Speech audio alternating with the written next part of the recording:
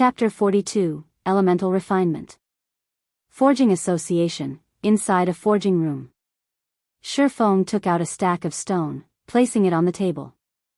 A stack of stone had 100 pieces in total. They immediately filled up the round table, some even fell to the ground. Time to see how good you actually are, Shifeng smiled as he retrieved the crimson-red Philosopher's Stone. If the Philosopher's Stone were seen by someone else, the consequences Shifeng would face would be immense. Hence, Shifeng rented a forging room. Without his permission, nobody could enter the room.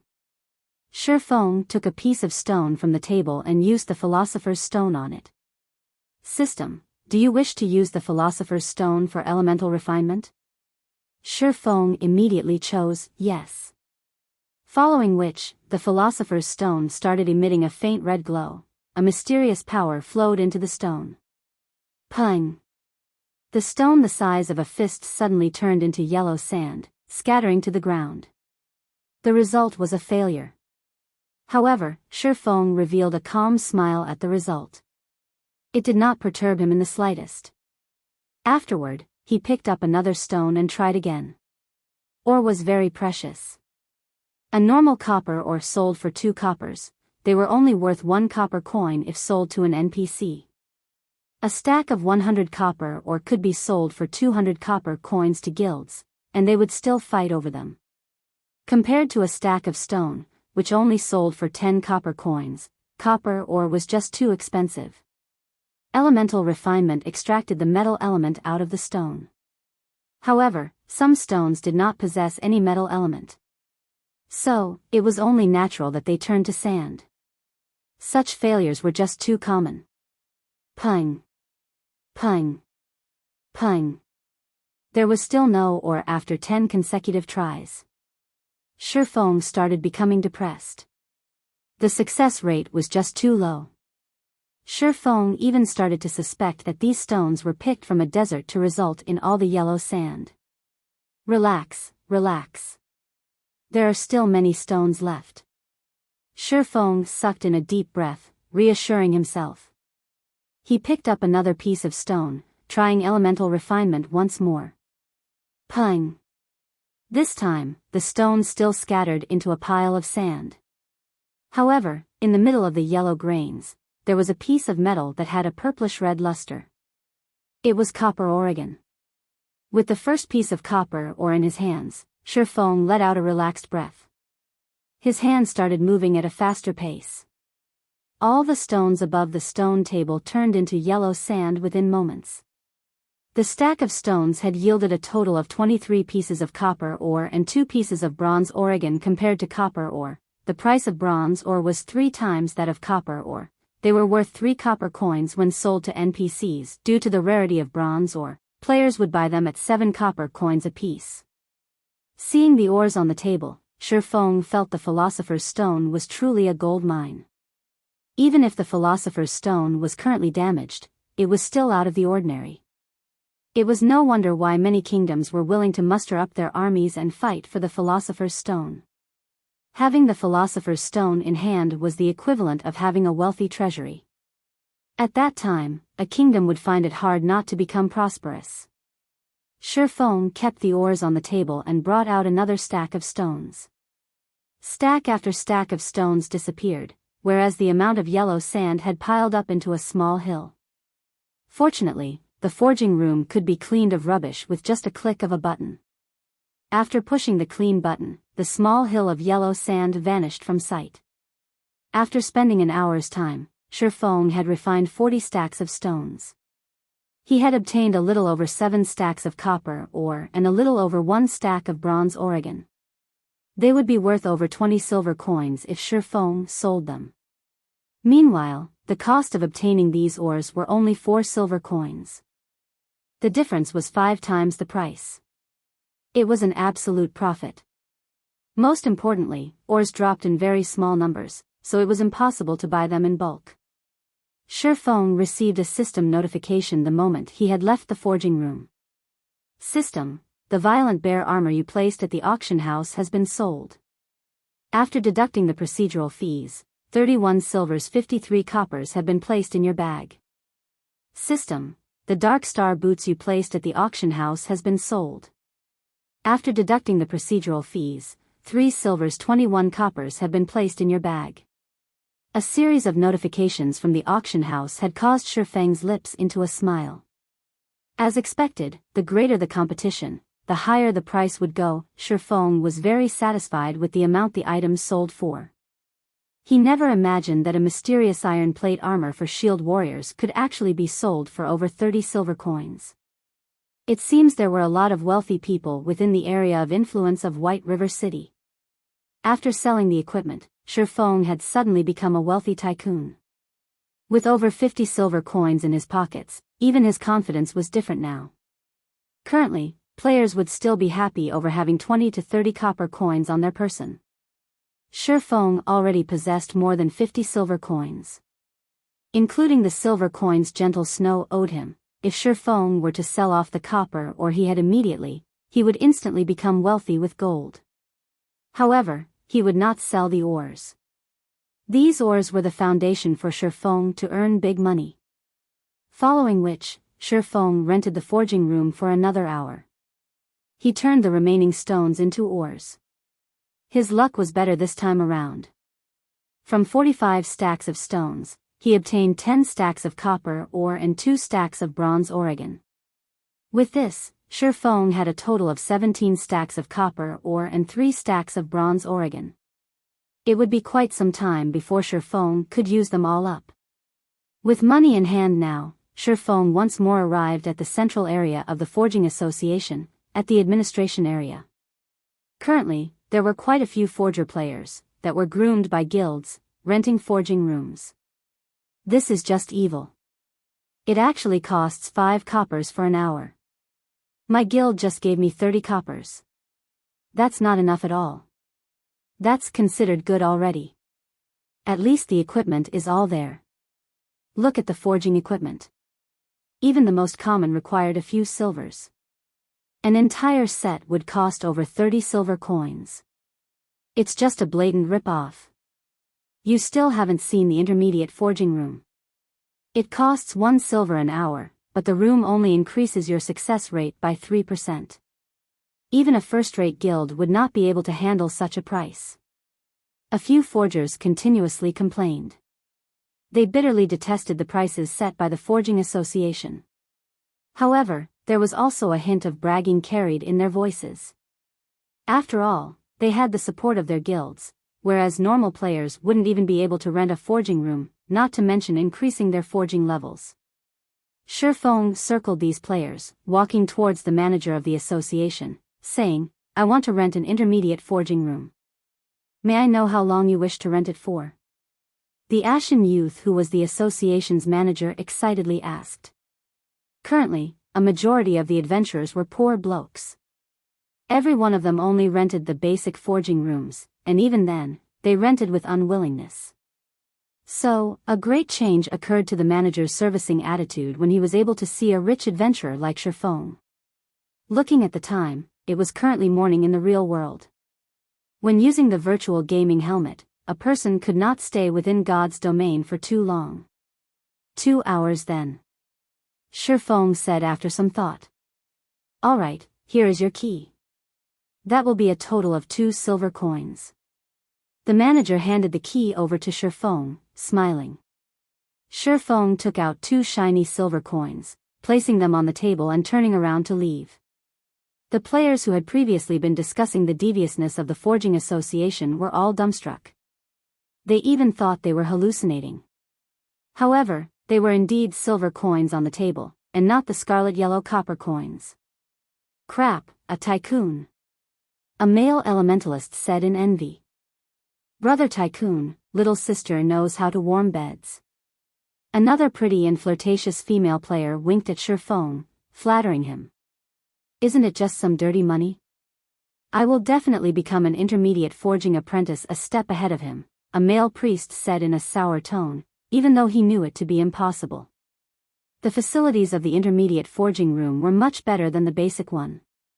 On the surface, the room itself only increased the success rate of forging by 3%. However, including the facilities that came with the room, the success rate was increased by at least 5%. To a forger, a difference of 5% success rate was like the difference between heaven and earth. Chapter 43, Book of Forging. Shifeng took the key to the intermediate forging room and went up the second floor, ignoring the flirting young lady. The first floor of the Forging Association only had basic forging rooms, whereas intermediate forging rooms were located on the second floor. When compared to the first floor, there were far fewer people on the second floor. There were only NPCs walking around. Players would not come to this place at all.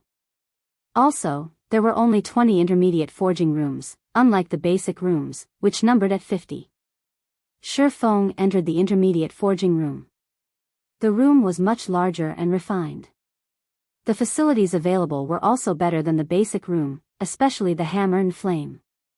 These two items were not simple at all. Shifeng held up the silvery white hammer that was placed on the iron-woven felt. 100 Refinement Hammer, Bronze Rank. Forging items. When forging, the success rate is increased by 3%. Requirements, Strength 4. Just this 100 Refinement Hammer alone was hard to obtain by players.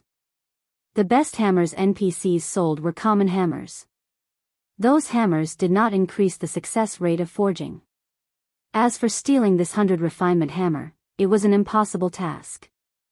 Items that belonged to the forging room could not be taken away by players. The flame here was extraordinary as well. Instead of the usual scarlet, yellow color, the flame here burned with a scarlet, green color.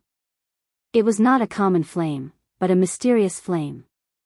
Shifeng took a look at its description. Scarlet Devil Flame, Tier 1 Mysterious Flame.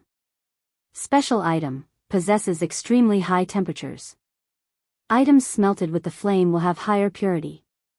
When refining potions or forging items, there will be a definite increase in success rates. Mysterious flames were rare and powerful flames. These flames had varying strength, and they could be categorized into 9 tiers.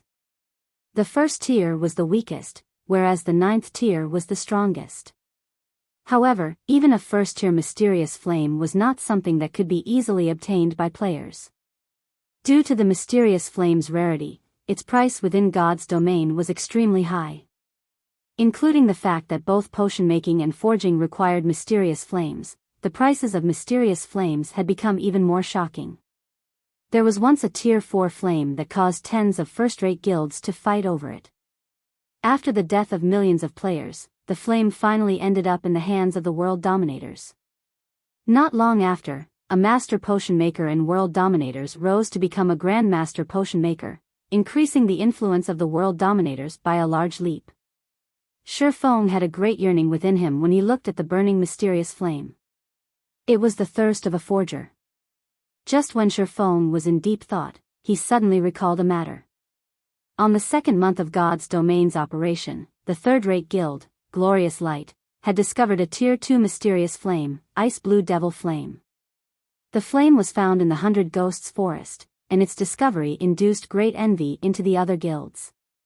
At that time, there were a lot of lifestyle players who had applied to join Glorious Light, allowing the guild's power to abruptly increase and becoming the tyrant of a small city. However, there were also many guilds who gathered information in secret, wanting to obtain a mysterious flame for themselves. Naturally, Shadow was no exception to this. Shadow had discovered the location and method of obtainment of the mysterious flame from Glorious Light's inner circle. Unfortunately, such mysterious flames only appeared once, never appearing again after they were gone. This discovery caused many guilds to waste their efforts. As he was thinking about the Ice Blue Devil Flame, Shifeng suddenly started having intentions towards this mysterious flame.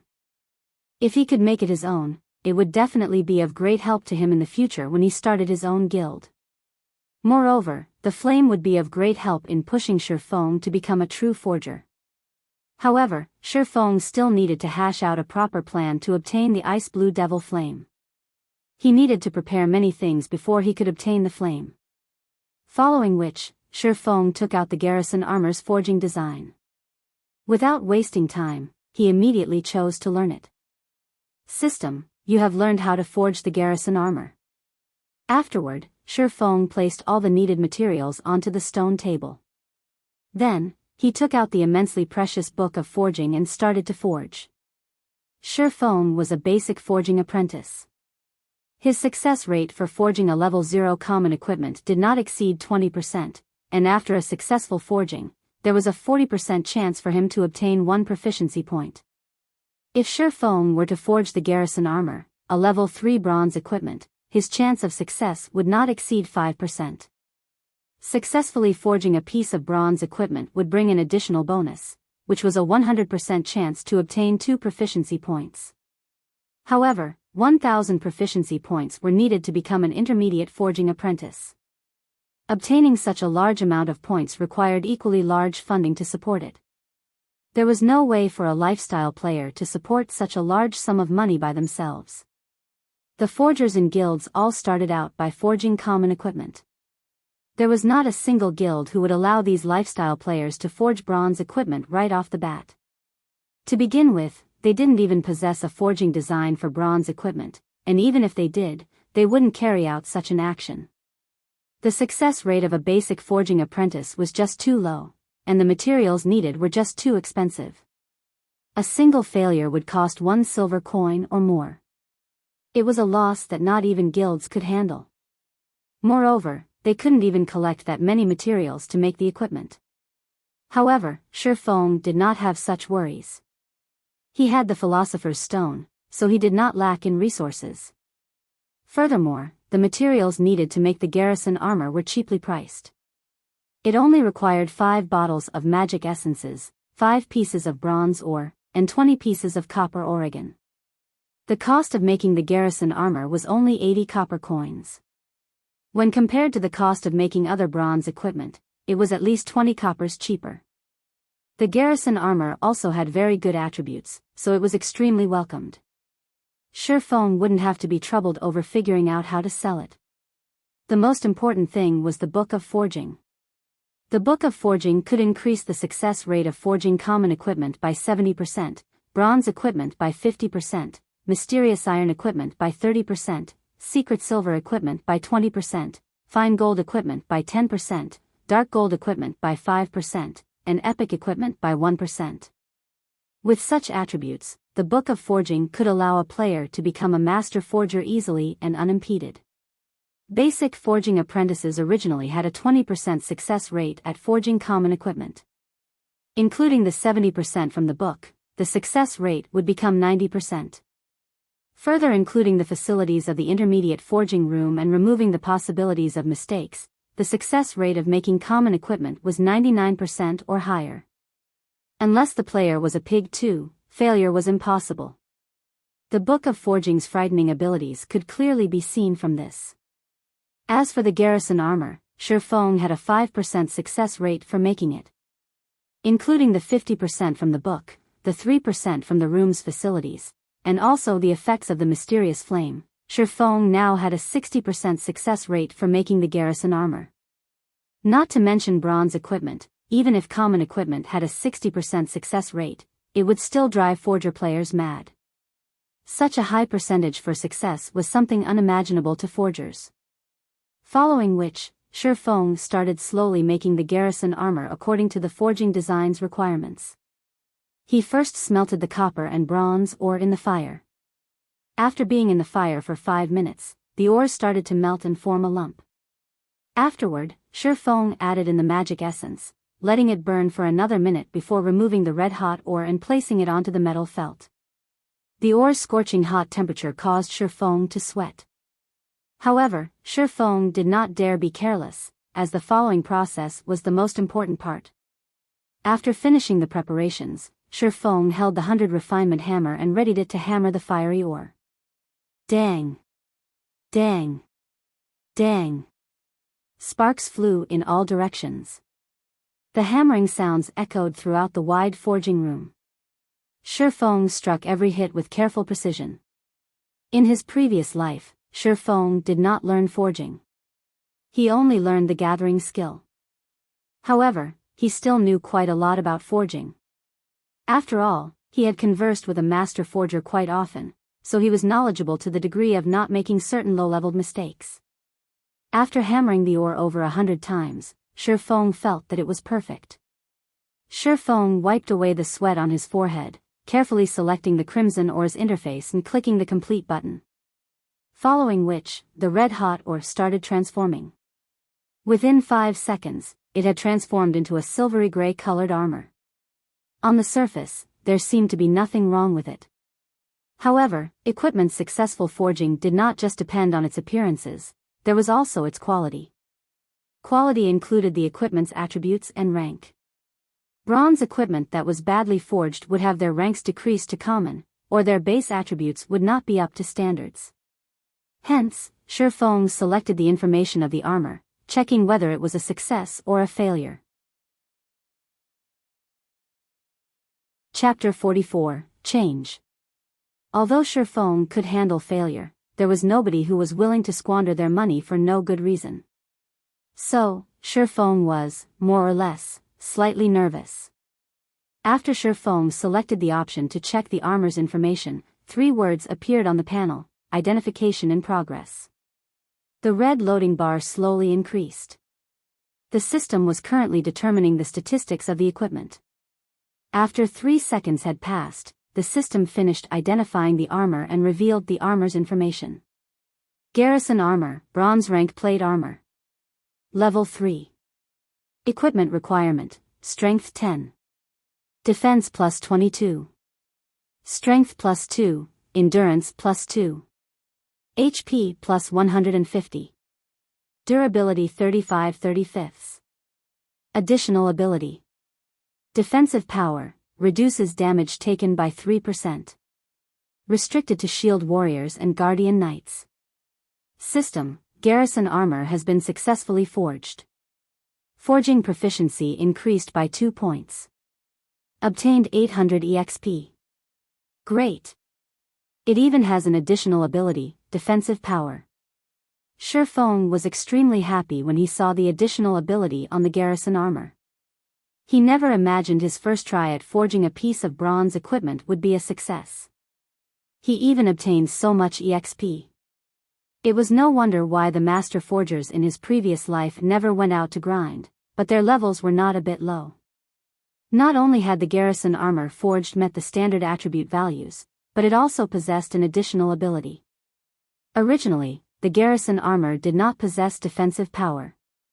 However, when the forger exhibited extraordinary skill, coupled with the presence of the mysterious flame, there was a chance for an additional ability to appear on the equipment.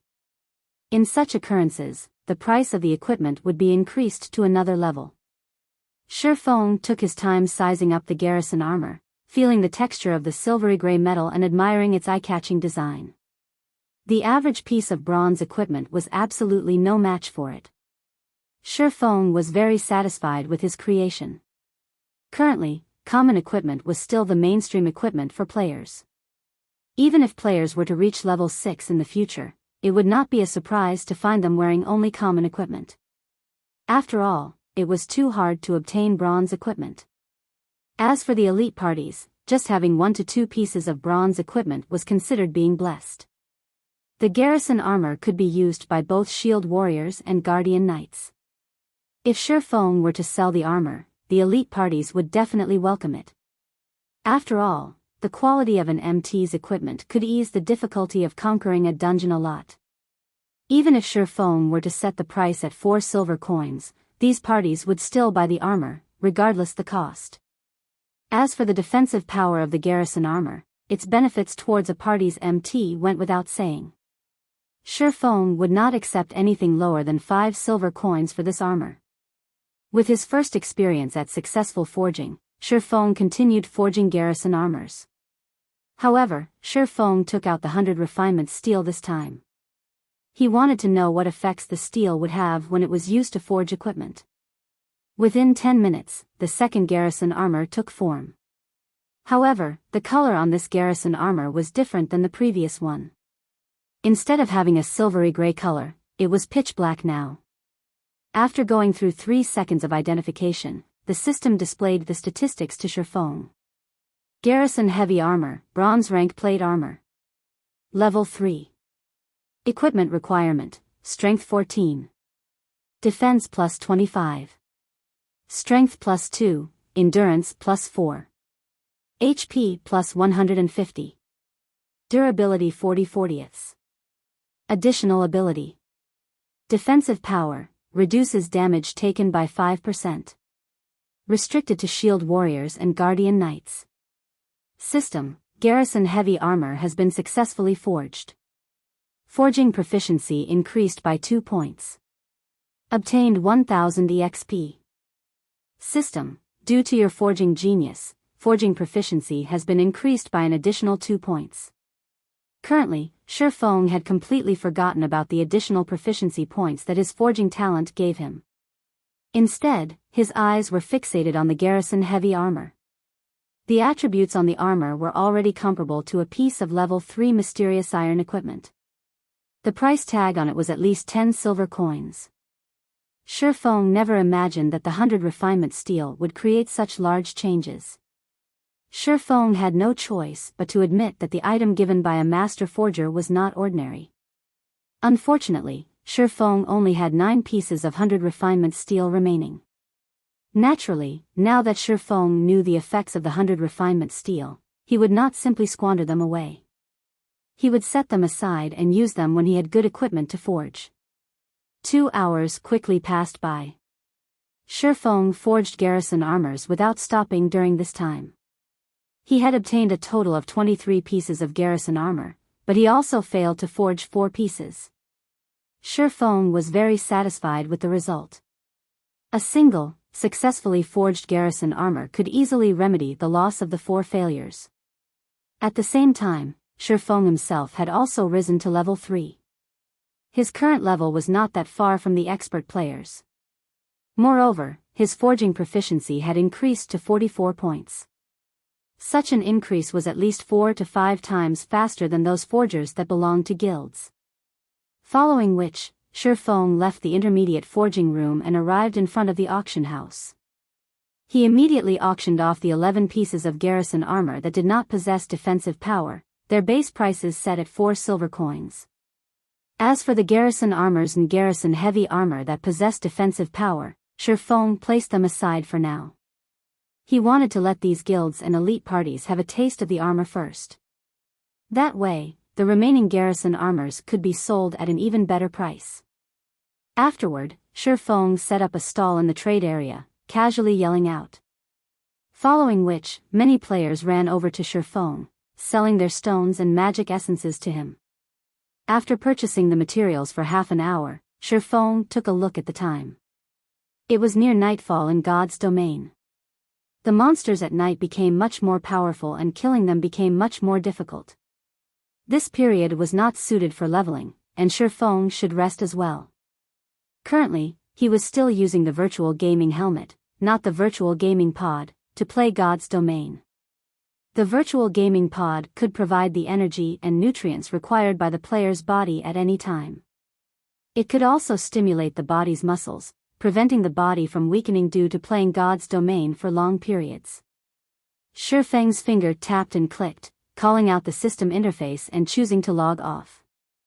Currently, within the cramped rented apartment, the sunlight had long since seeped through the windows and scattered throughout the room. The temperature within the room was also starting to rise. Shifeng took off the gaming helmet. He lifted up his body and stretched. After more than 10 hours of inactivity and lying on the bed, Shifeng's body was numbed throughout. He needed to move around before he could return to normal. Shifeng started doing push-ups, sit-ups, and other forms of basic training. In this extremely materialistic age, body training had already become indispensable in one's life. After tens of years of constant research, scientists have managed to obtain a huge breakthrough in strengthening the human body and prolonging its lifespan. Mankind could now retain their youth for a longer period. The breakthrough also increased the average lifespan of a person to 100 years old. At the same time, scientists had pointed out the necessity of working out the body. Henceforth, the age of exercise had arrived. In current times, sports tournaments and fighting competitions were the attention of the public eye. Just in the university alone, there were already plenty of sports societies and martial arts societies, and they were very welcomed by the students. In the current society, those who did not possess a trick up their sleeves would be looked down upon. On the other hand, those celebrity athletes and martial arts experts were absolutely revered. In the university, there was never a lack of beautiful women surrounding the distinguished athletes and students who often participated in mixed martial arts competitions. As for pretty boys, their time has long since faded from popularity. In his previous life, Shi Feng did not pay much attention to his body. As a result, he nearly caused its destruction. By the time he wanted to train his body, he was no longer young. Even if he had trained with all his might, the effects would not be great. In this life, Shi Feng would not be the same as before, naturally. He would not solely pay attention to God's domain, ignoring his body's training. After training for half an hour, Shi Feng's entire body was covered with sweat. It looked as if he had just taken a shower. Just when he was about to dine on his cooked instant noodles, his phone started ringing. Shi Feng looked at the contacting person. Unexpectedly, it was the usually silent female class monitor, Zhao Ruoshi. "Class monitor, what's up?" Shi Feng asked after answering the call. According to Shi Feng memories, aside from attending classes, Shi Feng never had any contact with the female class monitor. Within the 4 years Shi Feng had spent in the university, he had not spoken over 100 sentences with Zhao Ruoshi. "Shi Feng, hurry over to school. I failed to notify you of this because you do not live in the male dormitories, but now I'm telling you. At 11 o'clock, there will be an important matter being announced at Teaching Block 3, Classroom 401. Shi Feng looked towards the electronic clock on his table. It was already 10:30 right now. He answered, "All right, I'll go there immediately." Chapter 45, The Inferior Student of the Class. Cutting off the call, Shi Feng immediately ate his instant noodles and hurried to school. When he was on the road, Shi Feng finally recalled this incident. It was one of the reasons that caused his parents to fall gravely ill. In Shi Feng's previous life, he and Blackie joined Shadow Workshop. When Zhao Ruoshi called him to go to the school, he chose to continue playing God's domain instead of going. He joined Shadow Workshop after much trouble. If he wanted to rise in position within Shadow, he needed to have a good performance. How could he have the time to care about small matters that happened in the classroom? As a result, his university recommendation became non-existent. Although it was just a recommendation, it could allow students to find better jobs. The stress levels of the current society were extremely powerful, and jobs were not easy to find. Such a recommendation would be a stepping stone towards the higher levels of a company.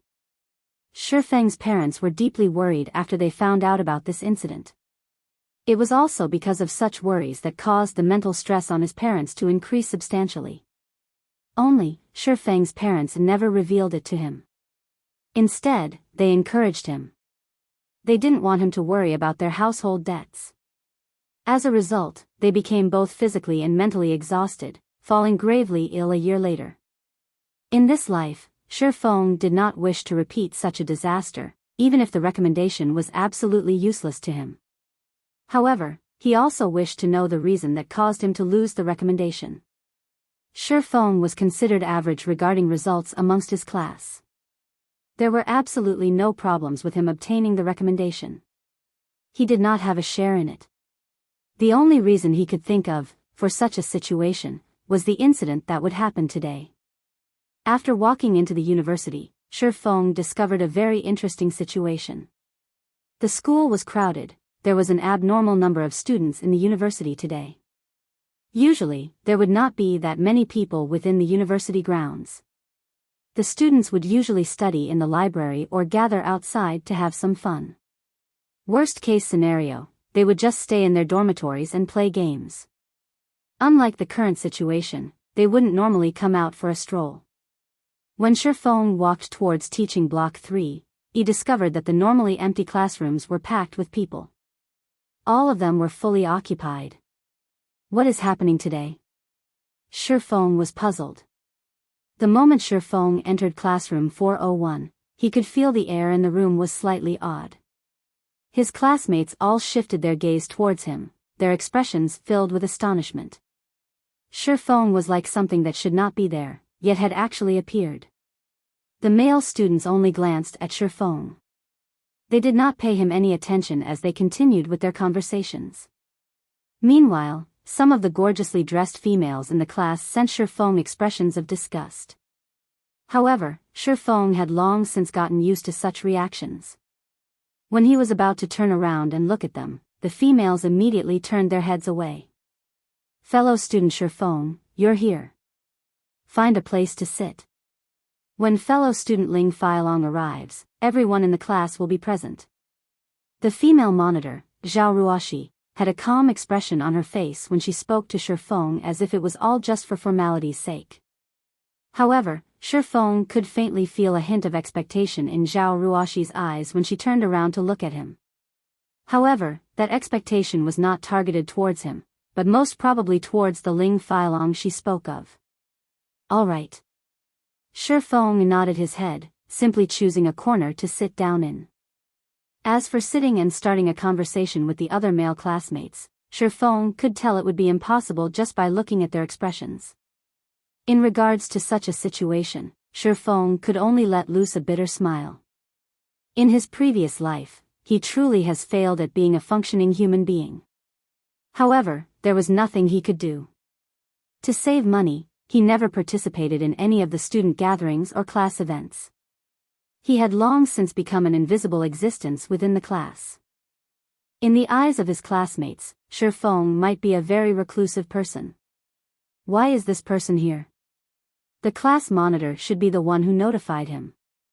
I never thought he would actually show up. He's just an inferior student in the class. Just looking at him makes me mad. Look at how cunning his eyes are.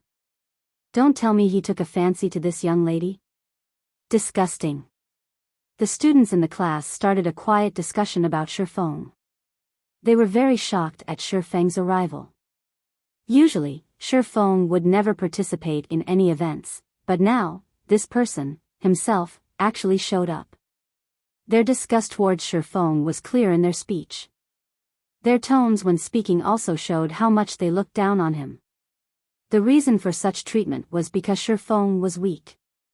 He was also often bullied by students from other classes. Moreover, he was the inferior student who was always too poor to join the class outings. It was just an embarrassment to be in the same class as him. Although their voices were soft, Shifeng could still hear them clearly. It was better to say they let Shifeng hear their conversation. Learning was only secondary in everyone's eyes. The truly important thing to have was a strong body. After all, the current age was one where body training was strongly emphasized upon. However, Shifeng's weak body clearly did not fit the current age. So, naturally, he had become an outcast within the class. However, Shifeng simply laughed away at his situation. He was no longer a child, so why would he be angry over the actions of these children? Currently, his heart was only concerned about the matters regarding the recommendation. Not long after, a robust youth entered the classroom. The youth's height was an entire 9 meters. This person was Ling Feilong. According to Shifeng's memories, Ling Feilong was a person with many tricks up his sleeve.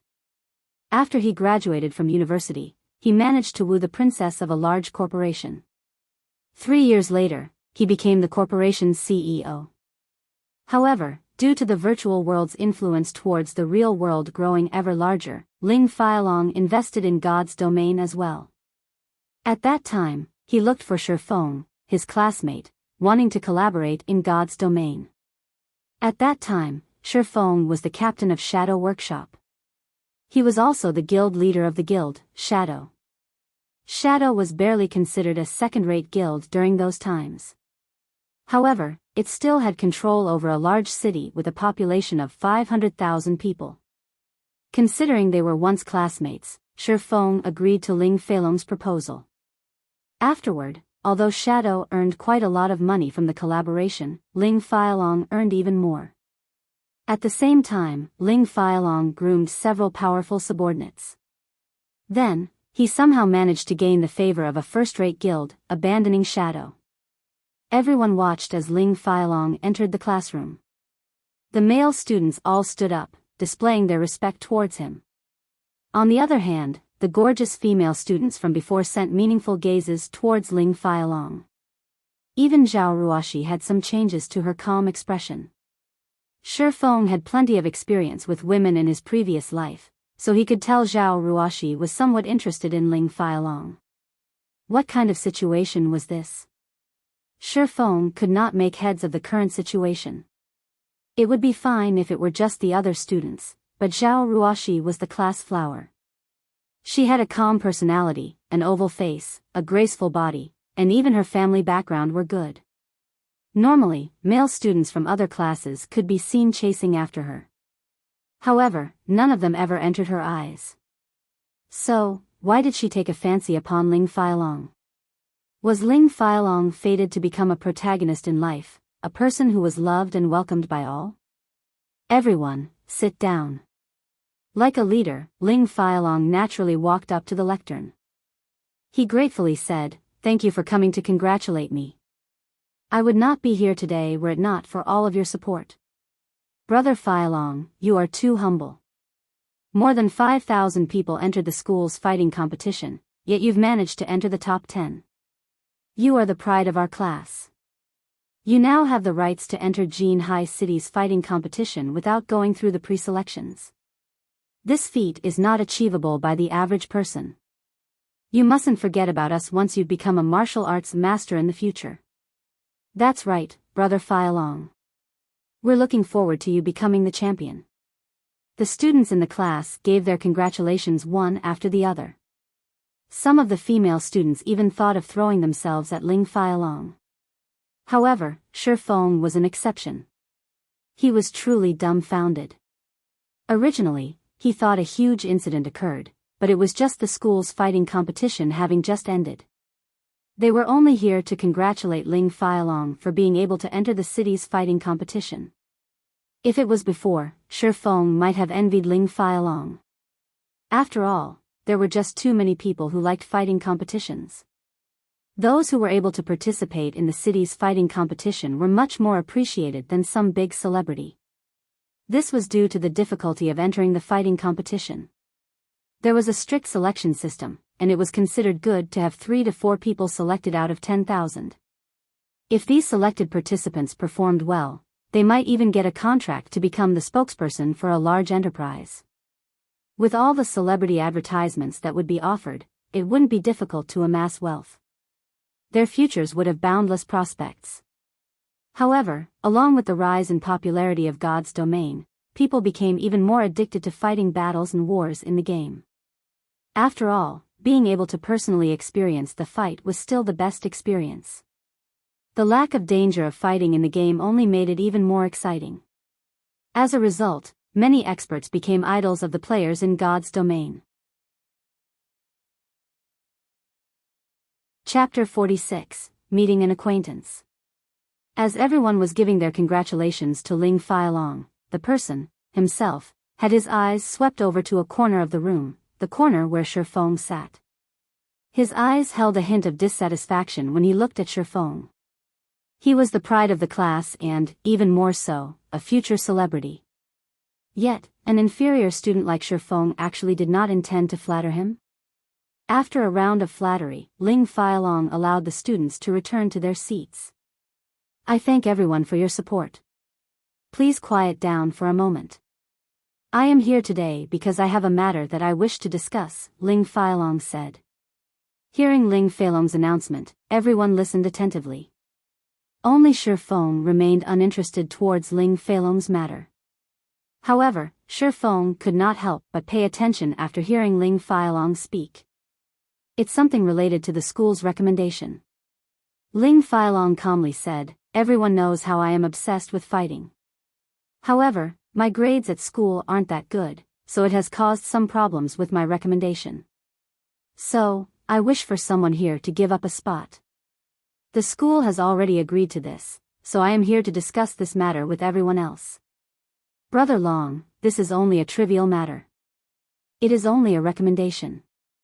As the pride of the class, as long as Brother Long requests it, there will definitely be someone in the class willing to give up their spot, a bootlicking male student said. Although everyone in the class agreed to this person's words, there was nobody who willingly stood up to give away their recommendation. In the end, finding a job was just too hard. The recommendation was much more valued than a person's educational background when working inside a big company. If they were to give up their recommendation, what would they do in the future? As for the ones who had no rights to the recommendation, to begin with, naturally, it was easier to be brave standing from a safe distance. They continuously incited the others like hot-blooded madmen. Ling Feilong's expression slightly darkened when he saw nobody taking initiative. Since everyone is reacting so proactively, it won't be good if I'm the one who does the choosing. How about this, let's raise our hands and vote, Ling Feilong suggested with a smile. That's a good idea. Brother Feilong is the smartest. Then let's start voting. The hot-blooded madmen all stood up one after another, their faces holding expressions of delight at the misfortune of others. Shi Feng, who sat by the wall, was suddenly enlightened after looking at this scene. Crap. So it was these bastards who stole my recommendation. A wrathful flame ignited within Shi Feng's heart. He was truly a fool in his previous life for actually working with Ling Feilong. Not in this life, however. If Ling Feilong wished to cause trouble for him in this life, he couldn't be blamed for reacting in kind. Maybe it was a continuation of his previous life, but the voting results did not change in the slightest. The students immediately sat Shi Feng on the throne. Fellow student Shi Feng, you are really lucky. I'm slightly envious of you. You'll get to have Brother Long cover for you from now on, you should be grateful to us. Everyone in the class started congratulating Shi Feng as if Shi Feng had just won a 5 million credit lottery. Fellow student, Shi Feng, thank you, truly. After school is over today, I invite you to come with me for a drink at the Maple Leaf Bar. Ling Feilong smiled a hypocritical smile. He did not place Shi Feng within his sights at all. There was not a hint of gratitude in his tone, only disdain. Following which, he turned to look at the other students, saying, of course, everyone else is also invited. Let us enjoy ourselves today. Hold on a moment, Shi Feng suddenly said. Suddenly, everyone in the class turned their sights toward Shi Feng. If Shi Feng did not actively speak up, they might have long since forgotten about his existence. May I know if fellow student Shi Feng has something he wishes to say? Ling Feilong looked toward Shi Feng, asking with a smile. I will not agree with this, so why are you getting all joyous all on your own? Shi Feng shot a glance at Ling Feilong, saying, if any of you wish to give him your recommendation, then just give it to him. In any case, I won't be letting go of my recommendation. If there are no other matters, I'll be leaving. Suddenly, the entire classroom became dead silent. Nobody could imagine that Shi Feng, a person constantly bullied by students of other classes, actually rebelled against Ling Feilong. His current display was very abnormal. Was Shi Feng not afraid of being taken out by Ling Feilong? Ling Feilong, as well, was shocked, not because of Shi Feng's actions, however, but at Shi Feng's foolishness. Did he actually think he could protect his recommendation just because he had refused to hand it over? This was a result voted by the entire class. It would be meaningless, even if Shi Feng refused. When the time came, the university would still give him the recommendation. Even though the result was unchangeable, Shi Feng still foolishly chose to stand against him. Should Shi Feng be called foolish? Or did he have a few screws loose? Just when Ling Feilong wanted to take action, an impatient voice sounded from outside the door. Little Long, are you still not done? Brother Zhang doesn't like to be kept waiting. A tall blonde youth came in through the door. Following behind him was an alluring girl dressed in sexy and revealing clothing. The two together caused the male students to look on in envy. Shi Feng shot a glance over, discovering that it was actually an acquaintance. The tall and blonde youth was coincidentally Flaming Tiger. His real name was Zhou Yuhu, and he was a fourth-year university student, similar to Shifeng. This person had great talent, and he managed to obtain a good result of third place in the university's fighting tournament this time around. Meanwhile, the enchanting female by Zhou Yuhu's side was also an acquaintance of Shifeng's. Her name was Qin Shuyu, and she was Shifeng's classmate during high school. She was also the flower of the class at the time. Shifeng was truly blind during those times. Young and dumb, he was actually enchanted by Qin Shuyu, even to the point of confessing his love to her. Naturally, the result was rejection. After entering university, Qin Shuyu had become Zhou Yuhu's girlfriend. Qin Shuyu even mentioned to Zhou Yuhu the matter of Shifeng's confession. As a result, Shifeng was often taken care of by students from other classes. After Shifeng joined Shadow, he was often sent to carry out senseless tasks, stunting his growth in God's domain. "Brother Hu, why have you come here?" "I'll immediately go after I'm done settling my business here." When Ling Feilong saw the person who had arrived, he respectfully went up to welcome him with a smiling face. "How much longer do you need?" "I don't have that much time to waste," Zhou Yuhu wrinkled his brows, impatiently saying. He was parted from his duties as team leader today all because of the Yifeng character, and he had only recently risen to level 2. Afterward, he was even given a scolding by Brother Zhang. These occurrences caused him to become greatly irritated deep within his heart. 2 to 3 minutes should be enough. Ling Feilong replied. He felt teaching Shifeng the ways to be a proper person should not be a big problem. "Good, then hurry up," Zhou Yuhu demanded. Currently, Qin Shuyu's eyes unintentionally landed on Shifeng. Her expression was suddenly turning sour. She had no good impressions of Shifeng. He had neither money nor power. There was not the slightest feeling of safety or strength coming from him. When compared with Zhou Yuhu, the difference between the two was hundreds and thousands of miles apart. Shifeng even confessed to her without knowing his own worth. It was just an insult to her person, and as a result, she was often made fun of by the other girls. Seeing the disgust on Qin Shuyu's face, Zhou Yuhu hooked up her chin with his robust hand, teasingly saying, "Baby, I'll take care of him for you immediately, lest he shows up in front of you again." Qin Shuyu faintly smiled as she nodded, not having any intention of stopping Zhou Yuhu. "Hey brat, come over here," Zhou Yuhu pointed his finger at Shifeng, loudly roaring. Everyone was shocked at seeing Zhou Yuhu's imposing manner. Who was Zhou Yuhu? He was ranked 3rd in the school's fighting tournament. He was much more powerful when compared to the 9th-ranked Ling Feilong. A single hit from him was enough to send a person to the hospital for half a month. Ling Feilong naturally understood what was happening before him. Zhou Yuhu was irritated by Shifeng and wished to take care of him. Originally, he too wanted to teach Shifeng a lesson and let the entire class know of his prowess. If he were to take care of Shifeng right now, not only would he be helping himself, but he would also be able to sell a favor to Zhou Yuhu. He would be killing 2 birds with 1 stone. Hence, Ling Feilong stepped forward and volunteered, "Brother Hu, no need for you to personally take action. Originally, I already wanted to teach this kid a lesson. Give me 30 seconds. Little long, so the matter you had to deal with before was this." Zhou Yuhu looked towards Shifeng in disdain. He licked his lips, saying with a cold smile, "Better to let me. I also wish to loosen my bones a little." Saying this, Zhou Yuhu walked towards Shifeng with a cold smile. Chapter 47, I think highly of you. Zhou Yuhu walked towards Shifeng in an imposing manner.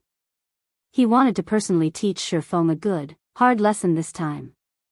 On previous occasions, he always sent others to handle it for him.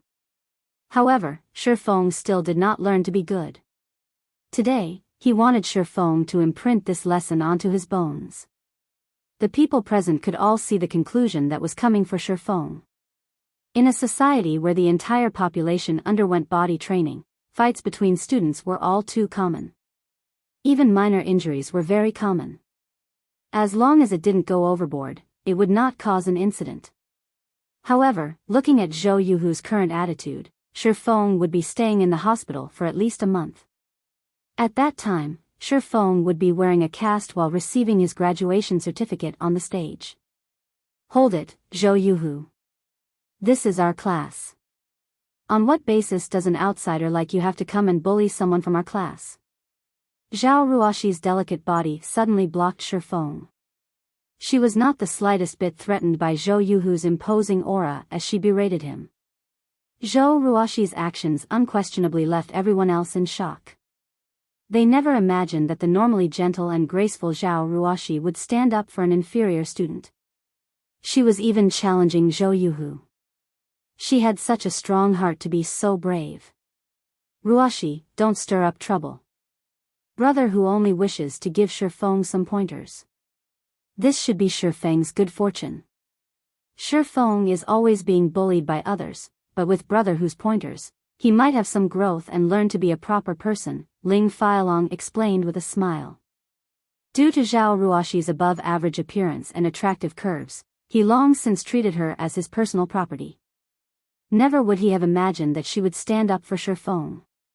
Suddenly, the rage towards Shi Feng burned even greater in his heart. However, it would not be good for him to reveal that rage, so he simply tugged at Zhao Ruoshi's delicate hand. He wanted to pull her away, stopping her from being a hindrance. Fellow student Ling Fialong, as the pride of the class, are you just going to watch as one of our classmates being bullied? Zhao Ruoshi shook off Ling Fialong's hand, looking at him and asking angrily. She originally thought Ling Fialong was in possession of a good personality. He also performed exceptionally in the fighting competition. So, she thought he was a good prospect. However, she didn't think that he was just a hypocrite. Ruoshi, how could you say such a thing about me? You are misunderstanding. It isn't my fault that Shi Feng does not know how to be a proper person. Now that brother who is going to teach him how to become one, it would be beneficial to him in the future, Ling Fialong said with a righteous expression as if everything occurring was for Shi Feng's own good. You! Zhao Ruoshi was greatly angered by Ling Fialong. She promptly turned towards Shi Feng, saying, hurry up and leave. I'll hold him off. This little girl is interesting and very sexy. I like it. Zhou Yuhu's eyes started sizing up Zhao Ruoshi, liking very much what he saw. His lips could not help but curl up into an evil grin as his hand stretched to caress Zhao Ruoshi's delicate face. He was no longer paying any attention to Shi Feng. However, before his salty pig hand could touch Zhao Ruoshi, it was slapped away by another. Zhou Yuhu, since you wish to trade notes with me, I can agree. However, just trading notes would not have much meaning to it. How about we spice it up a little, Shi Feng proposed with a calm smile. He took a step forwards, tugging on Zhao Ruoshi's jade-like arm and pulling her to a side. Zhao Ruoshi did not react to Shi Feng's actions at all. Until she was dragged behind him, she only then began to look at Shi Feng's average stature in stunning shock. When did Shi Feng become so manly? However, she also felt Shi Feng was very foolish. How could he trade pointers with Zhou Yuhu? Now, Zhou Yuhu would have an excuse to teach Shi Feng a lesson. Zhou Yuhu rubbed the reddened back of his hand, enraged. He glared at Shi Feng, suddenly discovering Shi Feng's current appearance was very calm and stable. It was as if Zhou Yuhu was looking at an entirely different person. Before, Shi Feng would easily be incited and get into fights with others. Now, however, not only was he not aroused, but he was also smiling happily. Was his brain damaged? Ling Fialong was deeply enraged when he saw Shi Feng's stretched arm actually touching Zhao Ruoshi. He could not help but wish he could take action immediately. However, he still held it in. He was prepared to put Shi Feng in his place in the future. Kid, you actually dare to challenge me. Truly interesting. Then I'll wager 1,000 credits. If you win, the 1,000 credits will be yours to keep. If you lose, then kneel and apologize to me, and also, compensate me with 1,000 credits. How about it? Do you dare to agree? Zhou Yuhu furiously smiled. He never thought Shifeng's brain was truly damaged, daring to even provoke him. Such a petty wager. Aren't you embarrassed from saying it out loud? Shifeng shook his head and snorted in disdain. Your guts sure have grown after not meeting for a few days. Say it then, what kind of wager do you want? Zhou Yuhu was angered into a laugh. He knew Shifeng was poor, and he could not even afford the 1,000 credits. Now though, he had actually dared to increase the bargaining chip. Was he complaining that he didn't have a quick enough death? It seems his brain was truly wedged between a door. Didn't you win a membership card for the Big Dipper Training Center from the school's fighting competition?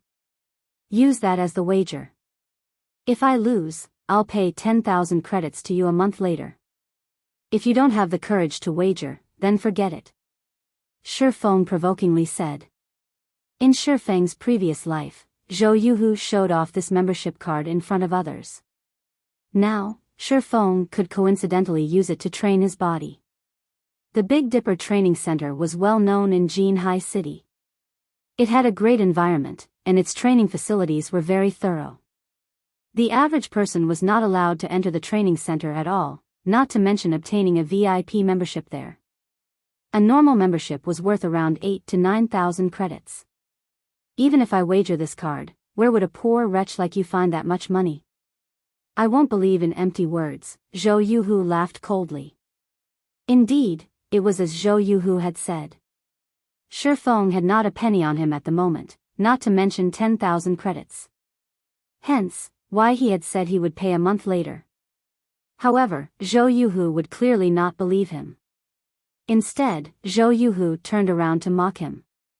It would seem Shifeng's plan was going to be dashed this time. Shifeng, did you think I don't know about your living conditions? You are so poor you can't even afford to have a good meal, yet you're still pretending to be wealthy. Qin Shuyu shot Shifeng a glance, commenting in disdain. I'll pay the 10,000 credits, Zhao Ruoshi abruptly said. Ling Feilong's eyes turned crimson when he saw Zhao Ruoshi standing up once again. He couldn't help but wish he could get rid of Shifeng right this instant. Shifeng was also shocked. He looked towards Zhao Ruoshi, astonished. He did not understand how Zhao Ruoshi had that much money. He wasn't very clear of Zhao Ruoshi's family background either. Shifeng only knew that her family was relatively well off. However, Zhao Ruoshi was actually so believing of him, even to the degree of betting her money on him. Shifeng could not understand why she had done so. To begin with, the relationship between the two of them wasn't that great. Zhao Ruoshi looked at Shifeng. She knew the reason for Shifeng's astonishment. However, to not let him misunderstand, she quietly explained, I'm only lending you the money because I can't stand Zhou Yuhu's arrogant attitude. I think highly of you, so even if you lose, lose with dignity. Thank you. I will definitely return twice the amount to you, Shifeng gratefully said. This money was very important to him. Now, Zhou Yuhu would definitely agree to the wager. After Shifeng obtained the membership card, he would be able to regularly train his body. It was better to start training earlier, rather than later. The earlier Shifeng could train his body, the larger the benefit it would have to his future. Zhao Ruoshi had helped him greatly this time. When he started earning money in God's domain, paying Zhao Ruoshi an extra 10,000 would even be considered too little. However, Zhao Ruoshi did not take Shifeng's words seriously. She only nodded with a smile. She did not think that Shifeng could return her money, not to mention double the amount. Ha ha ha. Interesting. Then let's draw out the contract at the fighting arena. Zhou Yuhu licked his lips. He was even more interested in Zhao Ruoshi now. Although his luck in God's domain was bad today, his luck in real life was truly good. Not only had he found a good-looking girl, but he could also receive 10,000 credits for teaching Shifeng a lesson. It truly was a blessing in disguise. Following which, everyone arrived at the fighting arena built by the school. Shifeng and Zhou Yuhu signed a contract under the supervision of the central brain. Contracts acknowledged by the central brain were also recognized by the law. There was also a judge at the fighting arena. The judge was normally a teacher in the university who taught students how to fight. The judge also had good skills that would be used to promptly stop the fights to avoid any heavy injuries from occurring. The other students from the class stood below the fighting ring. They laughed at Shifeng's stupidity. Instead of being an invisible existence like usual, he actually went insane now. Not only did he oppose Ling Failong, but he also angered Zhou Yuhu, who was even more terrifying. After today, Shifeng might never live a peaceful life ever again. Qin Shuyu looked above the ring, at the calm and steady Shifeng. The feeling he gave people was completely different from before. He currently radiated an indescribable sense of security. She even felt Shifeng's scrawny body had grown larger. Qin Shuyu quickly shook her head, mockingly saying, "How strong could a weakling, who doesn't even know a single fighting technique, be? He even dares challenge Brother Hu now. He truly is reckless." Chapter 48, An Unequaled Fight. None of the students below the ring had refuted Qin Shuyu's words. Instead, they felt her words made sense.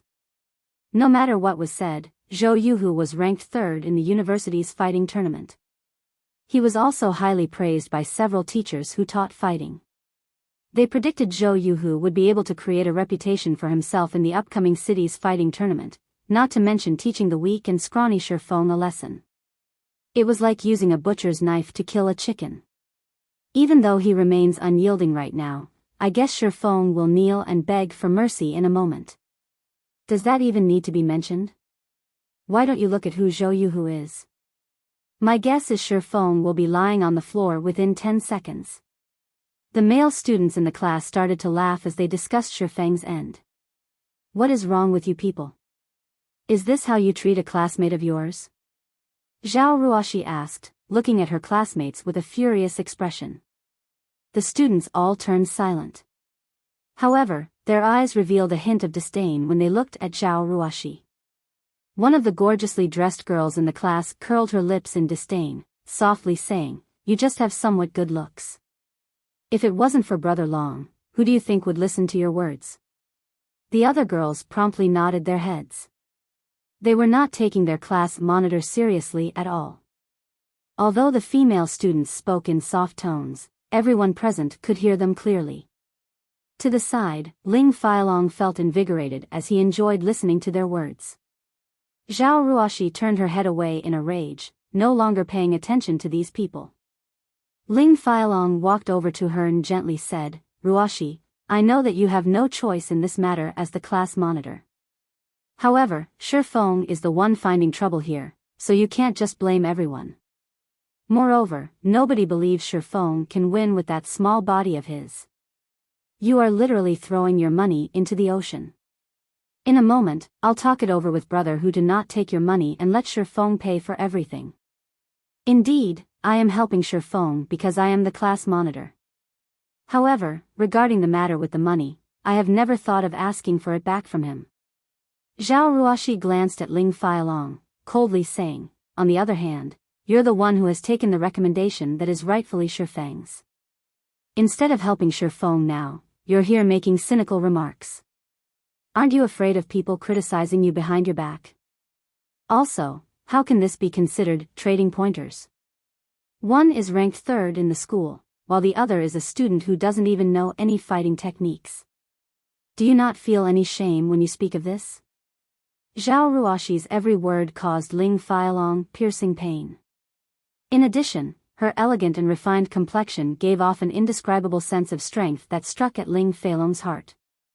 Ling Failong was speechless as he turned pale from anger. Just as Zhao Ruoshi had said, every class had a fixed number of spots for the recommendation. Only students with results amongst the top 20 in the class were qualified for this recommendation. However, Ling Failong had managed to obtain the qualifications to participate in the city's fighting competition after much difficulty. If others were to know that he was a university student without a recommendation, it would be an absolute humiliation. The school had previously considered such reputational problems, as well. Hence, they had made it so that the top 5 contestants of the fighting tournament would receive a recommendation, even if their studies were not good. However, Ling Fialong was only 9th ranked, so naturally, he could not obtain it.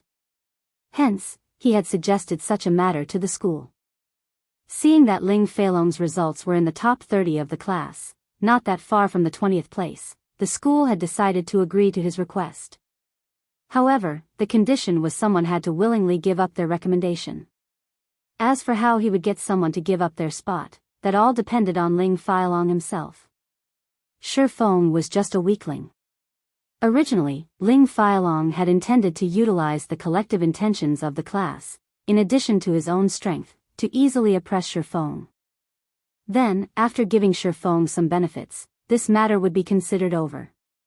However, Shi Feng's actions were completely different from what Ling Fialong had imagined they would be. Shi Feng had not taken him seriously in the slightest and had threatened him without hesitation. Now, he was even ridiculed by Zhao Ruoxi. Ling Fialong's heart was currently filled with an inextinguishable wrath. Correct, this isn't an equal fight.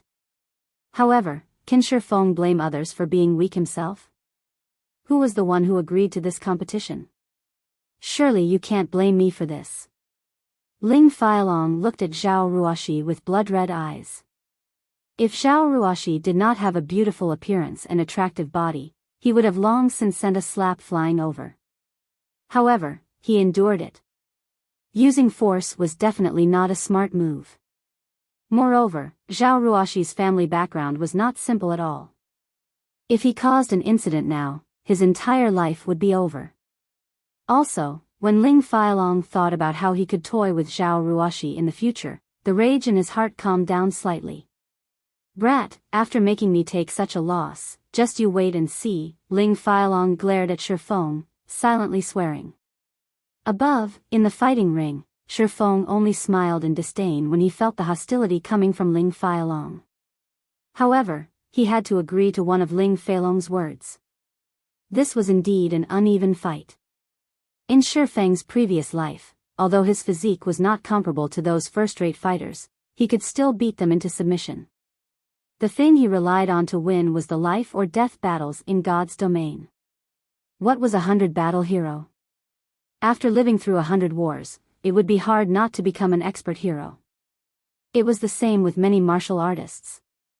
Their training usually involved pushing themselves to the edge, using the feeling of having their lives hanging by a thread to train and improve themselves. However, such a method was too dangerous. The average person would definitely not do such a thing. It was extremely easy to go overboard and lose their lives. After Shi Feng went through extremely realistic life-or-death battles, the increase to his battle experience and techniques rapidly grew. His skills in battle even exceeded the national fighting competition standards by several levels. In 10 years' time, any reputable melee player in God's domain could easily defeat the current fighting champion of Jinhai City, not to mention Shi Feng, who was once the captain of Shadow. In Shi Feng's eyes, the university's fighting tournament was just like children playing house. Moreover, regarding physique, his current body exceeded his body 10 years later. Fighting would not be a problem, even if he had to face up to 5 or 6 Ling Fialongs. Brat, you sure are carefree to be looking around. Watch how I'll fix you up. Zhou Yuhu said, rushing at Shi Feng. He immediately sent a slap towards Shi Feng's face, intending to humiliate him first. Naturally, Shi Feng could easily see through such an action. However, Shi Feng stood unmoving even though he was facing off against someone much stronger than he was. Shi Feng sent out a casual punch towards Zhou Yuhu's face, completely ignoring Zhou Yuhu's slap. Zhou Yuhu never imagined that Shi Feng's fist would have such precision, aiming directly at his face. Instinctively, Zhou Yuhu had used his hands to block off this fist. Shi Feng's lips curled upwards when he saw Zhou Yuhu's actions. With lightning speed, Shi Feng's hand chopped towards Zhou Yuhu's neck. Zhou Yuhu failed to react in time as he received a chop to his neck. With the precision of a surgery blade, Shi Feng's hand hacked at a major artery in Zhou Yuhu's neck. Suddenly, Zhou Yuhu felt his vision blurring. There was a sense of suffocating as Zhou Yuhu felt all his strength leaving his body. Shifeng did not give Zhou Yuhu time to catch his breath. Immediately, he sent another punch flying towards the side of Zhou Yuhu's abdomen. Zhou Yuhu wanted to block the attack, but his body refused to listen to his thoughts. He could only feel a stabbing pain in his intestines as a stream of yellowish liquid shot out from his mouth. Zhou Yuhu's vision became a blur. He could not cry out, even if he wanted to. Zhou Yuhu's body instinctively wished to fall, but Shifeng did not give him such a chance. Fist after fist landed on Zhou Yuhu's abdomen, followed by a few more landing on his ribs. After receiving a series of consecutive punches, the acidic juices in Zhou Yuhu's stomach had been completely drained out of his mouth. Then, his body fell to the ground like a dead dog. The entire arena suddenly became silent. Everything had happened all too quickly. It was so quick that not one person had even reacted. Only after Zhou Yuhu was laying on the ground, did the judge of the match finally react. Immediately, he declared the end of the fight and Shifeng, the winner of it. At the same time, he hurriedly ran over to Zhou Yuhu's side to check on him. The judge truly could not imagine it. Zhou Yuhu, the third-ranking student in the university's fighting competition, was not even a match for such a weak-looking youth. By no means was Zhou Yuhu too weak. Instead, the weak-looking youth was just too strong. After watching several of Zhou Yuhu's matches, the judge knew that he was very strong. At the very least, it would not be easy for the judge to deal with him. After looking at Zhou Yuhu's injuries, the judge was dumbfounded. Shifeng's techniques were just too horrifying. Every one of his moves was perfectly measured, breaking only 2 to 3 of Zhou Yuhu's ribs but not heavily injuring him. Zhou Yuhu only needed more than a month's time for his chest to heal up. Chapter 49, A New Light. Seeing Zhou Yuhu unmoving on the ground, it was clear he had lost consciousness. The teacher then reported that Zhou Yuhu had no major injuries, and he would wake up in a moment. However, his injuries still needed to be tended to. Also, he had to rest for more than a month. As for the city's fighting competition that would be held in 3 weeks, Zhou Yuhu could forget about joining. Everyone's sights shifted toward Shifeng. They looked at his thin and weak body, sucking in a cold breath when they recalled the explosive and terrifying strength it was capable of displaying. When they thought about the words they said to Shifeng before, cold sweat started pouring out from their backs without stop. Currently, the expression in the male students' eyes as they looked at Shifeng had completely changed. There was no longer any ridicule or contempt contained within them. Instead, there was a deep fear. The third-ranking student in the school was actually defeated in a single exchange. Who else could become Shifeng's opponent? If Shifeng wished to take care of them, the consequences they would face would be unimaginable. On the other hand, they had actually dared to gift Shifeng's recommendation to Ling Fei along. Thinking up to this point, the hearts of the hot-blooded warriors from before started to beat madly. Under the Central Brain's witness, Shifeng received the membership card for the Big Dipper Training Center and 10,000 credits. Following which, he circled a glance at the people below the ring. When a few of the less courageous male students were met with Shifeng's deep and profound eyes, their legs suddenly turned weak as they lost consciousness, foam appearing at their mouths. "Teacher, not good. Little Lu has fainted." Before this sentence could finish being said, another male student lay flat on the ground. Meanwhile, the male students that remained standing started becoming scared in their hearts. Shifeng was just too terrifying. He actually shocked 2 male students into unconsciousness just by looking them in the eye. However, they were also envious of the 2 that lost consciousness. If they had fainted over, they wouldn't have to bear such a pressure right now. Currently, the air surrounding them was still, as if frozen. Breathing was starting to become a difficulty for them, and even their limbs felt heavy as if they were filled with lead. As for the female students in the class, they were all dumbfounded. Their heads quickly lowered when they saw Shifeng looking over. They felt uncomfortable throughout their bodies as if they were frightened rabbits that were being stared at by a big gray wolf. Qin Shuyu's delicate mouth widened. She rubbed her eyes, verifying what she saw over and over. Only then did she understand that Zhou Yuhu was struck unconscious by Shifeng. Shifeng was just too powerful. Why had she never discovered so before? If she could be with a man such as this, her sense of security would be off the charts. Just thinking about it had made her happy. As for money, that would not be a problem. Just based on his strength alone, Shifeng could definitely get into the city's fighting tournament. Entering into the top 10 would also not be a problem. When that time came, there would definitely be many requests for him to become a celebrity spokesperson. When Qin Shuyu saw that Shifeng was looking over, she slightly tidied up her clothes and hair, appearing neat and moving. She also revealed deep cleavage, feebly saying, "Brother Feng, it's noon already. I know a good restaurant that has a great environment and good tasting food. I'll treat you, so let's go there and have a try." However, Shifeng did not pay Qin Shuyu any attention. Instead, he was looking for Zhao Ruoshi. When he found Zhao Ruoshi, he immediately walked over, completely ignoring Qin Shuyu. Seeing Shifeng's cold and indifferent eyes, Qin Shuyu suddenly felt she had lost something very important.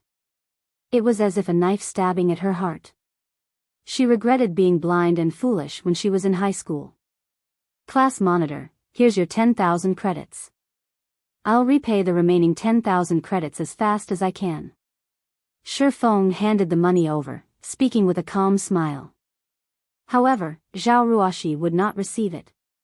She blinked her attractive eyes as she looked at Shifeng as if she was looking at an exotic animal. There was both shock and joy contained within them. "Are you really Shifeng?" Zhao Ruoshi asked in a quiet and uncertain tone. Throughout Zhao Ruoshi's 4 years in university, her impression of Shifeng was one of an introvert. He was often bullied by others. He also appeared very prideful, never receiving help from others. He was like an injured little wolf, licking his own wounds, alone. She had never imagined Shifeng's actions today would have such a great difference from before. She now viewed Shifeng in a completely new light. Shifeng had turned from being a little wolf into a slumbering dragon. He was unassuming when slumbering, but amazing when he took action.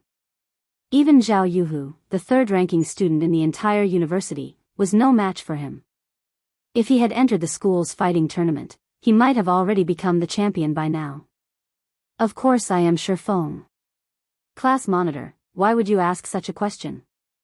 Could it be that I am just too handsome and different from my previous appearance?" Shifeng joked. He naturally understood Zhao Ruoshi's thoughts. He had attracted too much attention today. However, even Shifeng himself did not wish for such a situation to occur. The developments up to this point were all unintentional. "TCH, don't get cocky. You are just barely able to enter my eyes." Zhao Ruoshi immediately snatched the money from Shifeng, her fair and delicate face revealing a calm smile.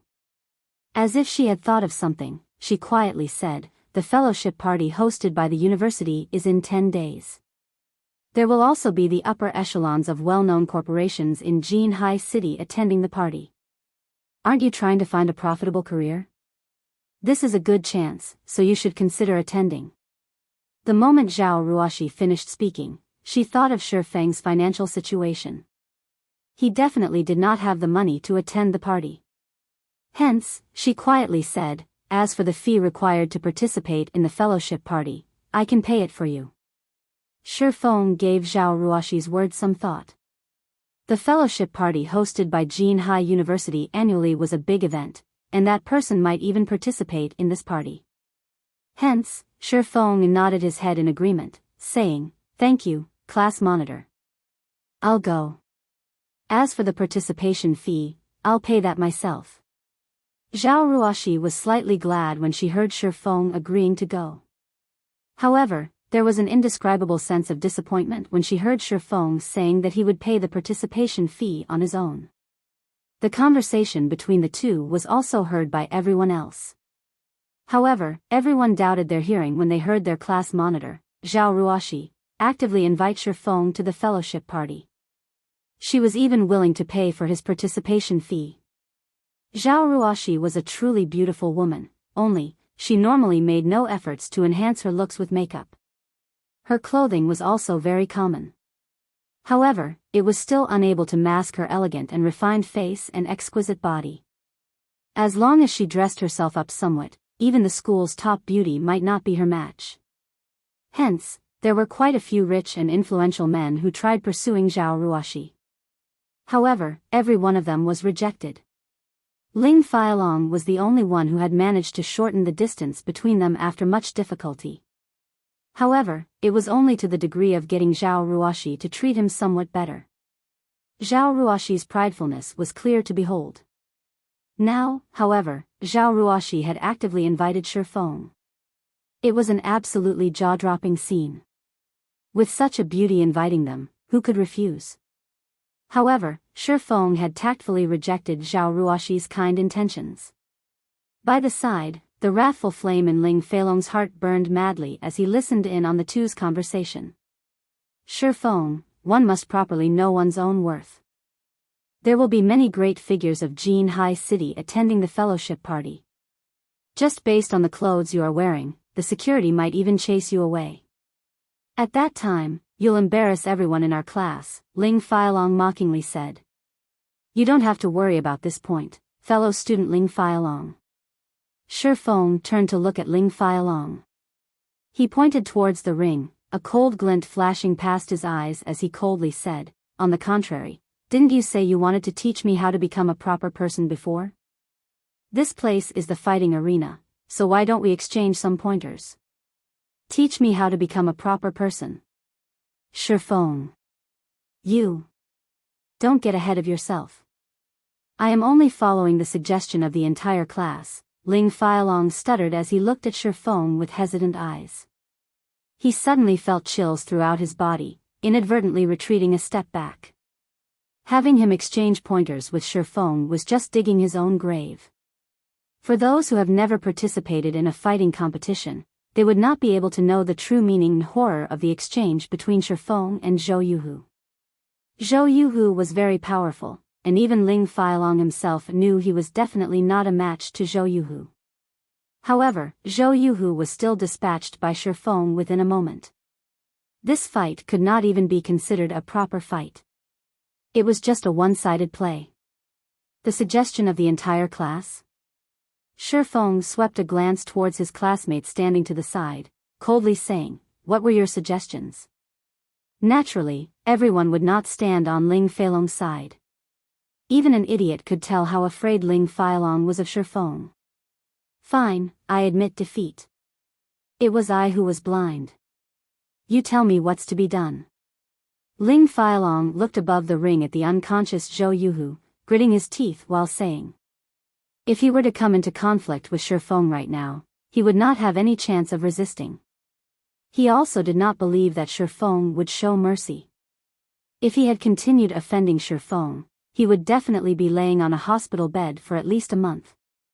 When that time came, he would not be able to even participate in the city's fighting tournament, and such a loss was not something he was willing to bear. The 5,000 credits voucher for the Big Dipper Training Center awarded by the school, Shi Feng demanded. The Big Dipper had the best nutritionist in Jin High City. With this voucher, Shi Feng could replenish the nutrients required by his body and quickly improve his physique. Ling Fialong was extremely unwilling to give away the Big Dipper voucher. This was an item that could not be bought outside, even with 10,000 credits. After receiving the voucher, Shi Feng left the fighting arena.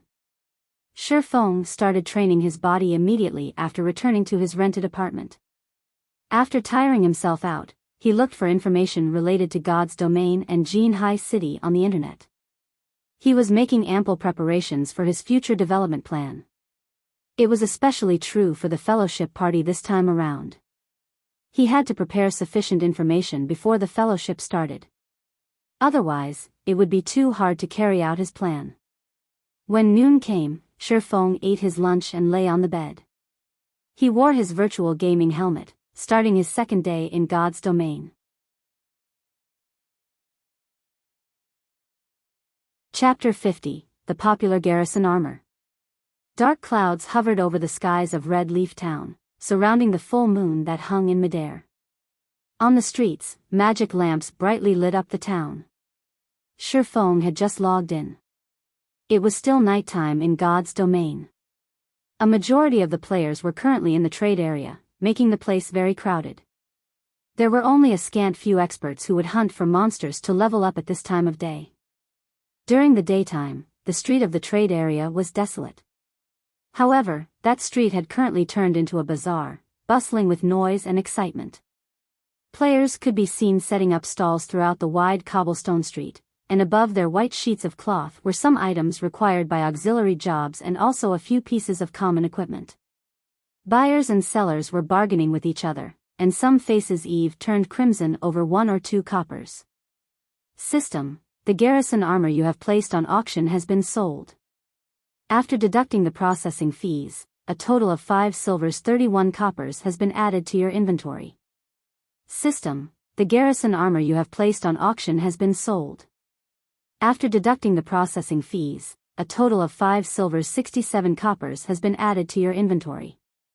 System: the Garrison armor you have placed on auction has been sold. After deducting the processing fees, a total of 5 silvers 98 coppers has been added to your inventory. Before Shifeng had taken a step forward, a series of auction house notifications from the system entered his ears. Shifeng casually selected the system notifications to appear, immediately becoming shocked. The Garrison armor's value had totally exceeded Shifeng's estimates. Originally, Shifeng intended to have it sold for, more or less, 5 silvers. In reality, however, due to the competition in price growing fiercer, the Garrison armor reached a maximum price of 6 silvers 42 coppers. The 11 Garrison armors sold for a total of over 67 silver coins. The amount immediately turned Shifeng into the owner of a gold coin. He had become a goldenaire. At the current phase of the game, the purchasing power of a single silver coin was astonishing. For a second-rate guild, their circulating funds would only amount to 60 or 70 silver coins. To properly develop their normal members during the initial periods of the game, the guilds were unable to stock up on too many copper coins. Such an action would only hamper the guild's future development. As for first-rate guilds, their circulating funds might only be around 1 gold coin. However, these funds would seem insignificant when it was used on tens or hundreds of people. Now, Shifeng was a true tycoon. After a day of battle, a majority of the players were currently returning to town with their spoils of war. These players carried a lot of materials on their persons, and naturally, Shifeng would not let this chance get away. Shifeng casually chose a location with few people, setting his white cloth on the ground and starting up his stall to purchase materials. The highest leveled player right now should be at level 4, whereas the average player was still at level 2 and expert players at level 3. Hence, the materials they sold varied greatly. There were high-ranking goods, and there were also common goods. The current prices for high-ranking materials were very expensive, so Shifeng would naturally not buy them. Shifeng relied solely on himself to make the Garrison armor, so the money he could earn was limited. However, Shifeng was just selling these pieces of equipment to accumulate some funds. Only when he had the funds could he earn more money. Buying magic essence, 6 coppers a stack, stones, 10 coppers a stack. Also buying hard stones, 23 coppers a stack, Shifeng shouted. After hearing Shifeng's words, the players on the street crowded around him, one after another. "Boss, I have 10 stacks of stones." "How many stacks do you want?" "I have 6 stacks of magic essence. Do you want all of them?" "I have a stack of hard stones." After grinding in the wild for an entire day, magic essences and stones had become materials that polluted the street. Normally, players would sell these materials to NPCs or save them up for practicing their own auxiliary jobs. However, materials such as hard stones were very rare. They were usually found in level 3 areas, only being dropped by kobolds or little rock monsters. There were 20 pieces of hard stones in a stack, and they were worth 20 coppers when sold to NPCs. Hard stones were used in forging, however, it was quite luxurious to use them at this stage of the game. Guilds very rarely purchased hard stones, so their prices were not very high. However, they would have a great purpose once players reached level 7. There were many special monsters in the level 7 monster areas, and it was extremely taxing on the durability of a weapon to fight against these monsters. A weapon would break when its durability reached 0.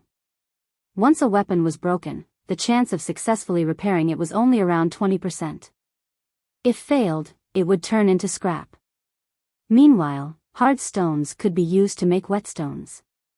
When used on a weapon, it could temporarily increase its damage. More importantly, it could recover a weapon's durability by 5 to 10 points. With the whetstone, players did not have to return to town just to repair their weapons, saving them a lot of time and also increasing their monster grinding efficiency. In Shifeng's previous life, hard stones were sold with extreme popularity. The price of whetstones increased with even greater speed, allowing many forgers to make a hefty profit. To quickly increase their levels and gain an advantage, Shadow Guild had also been butchered by those sharks. They could only grit their teeth as they bought the whetstones. In this life, it was Shifeng's turn to make a huge profit. He was going to stock up these hard stones in advance. After purchasing materials for over an hour, Shifeng had a total of 80 stacks of magic essence and 120 stacks of stones. As for hard stones, Shifeng had only collected 12 stacks of them, a very small amount. Shifeng's bag was quickly filled.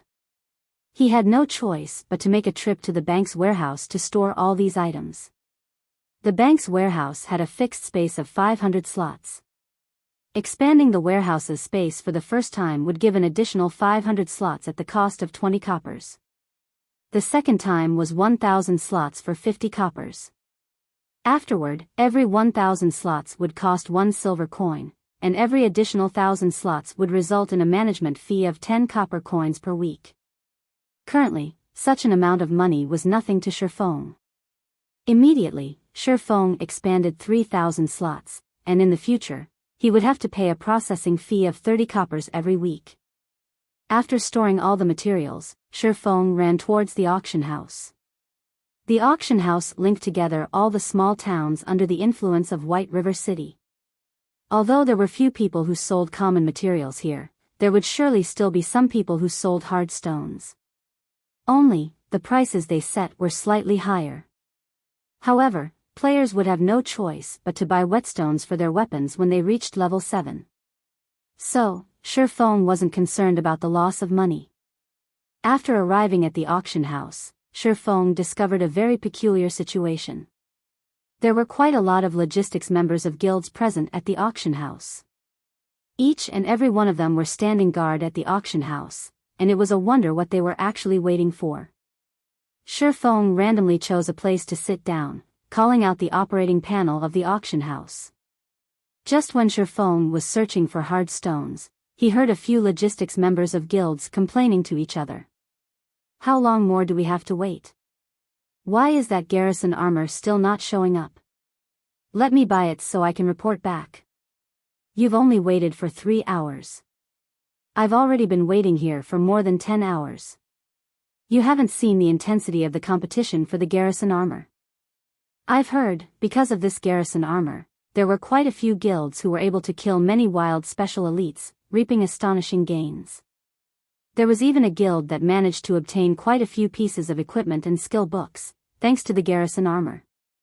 So, everyone is here to fight over it. Unfortunately, the remaining few pieces of Garrison armor have all been bought. Exactly. Our guild is currently regretting it dearly. If we had known how greatly we would fall behind to those guilds, we would have bought the Garrison armor, even if we had to pay 7 silver coins for one. Now, the higher-ups have already given the order. As long as the Garrison armor appears, we definitely must buy it. During the discussion held by the logistic members, Shifeng was also surprised by the speed of the Garrison armor achieving his desired effect. Hence, Shifeng took out the remaining 7 Garrison armor that possessed defensive power. He stealthily placed them on auction, setting the base price for each piece at 8 silver coins, 2 silver coins higher than his original estimation. However, these guilds should be able to accept such a price. As for the best Garrison heavy armor, Shifeng would only sell it after a period of time has passed. He would first let these guilds slowly digest the current Garrison armor. After placing the equipment on auction, Shifeng started searching for hard stones. Shifeng wondered if there were many players who had auctioned them off. Chapter 51, Competition at the Auction House. Shifeng called out the search panel, immediately entering the words, hard stone. Suddenly, rows of information appeared on the semi-transparent screen. In a single glance, Shifeng could see over 100 stacks of hard stones being sold. There were many players selling them. When Shifeng saw a stack of hard stones selling for 1 gold coin, he felt such a player must have been driven insane by poverty. Immediately, Shifeng filtered the display to show prices from lowest to highest. After adjusting the display, the cheapest stack of hard stones still cost 26 coppers. After deducting the processing fees of the auction house, players could still receive 25 coppers. As expected, the prices were a lot higher than normal. However, Shifeng still had to buy them. He could afford them as long as the price was below 30 coppers. Suddenly, the number of hard stones available on the auction house had been reduced by a large half. The remaining ones were all selling for 30 coppers and above, and there was no spendthrift who would buy them. After looking at hard stones, Shifeng casually took at the miscellaneous section. Shifeng's eyes abruptly shone. There were actually card sets. Moreover, there was a large number of them. There was some chance for monsters to drop these card sets, however, the drop rate for it was extremely low. There was not even a 10,000 to 1 chance for one to drop. Monsters below level 10 were able to drop 12 card sets, and they were divided into 2 ranks, Bronze rank and Mysterious Iron rank. Warriors had Steel, Crusaders, and Insanity. Weapons specialists had Chaos, Vengeance, and Hurricane. Healers had Divine, Nature, and Noble. Mages had Element, Fool, and Demon.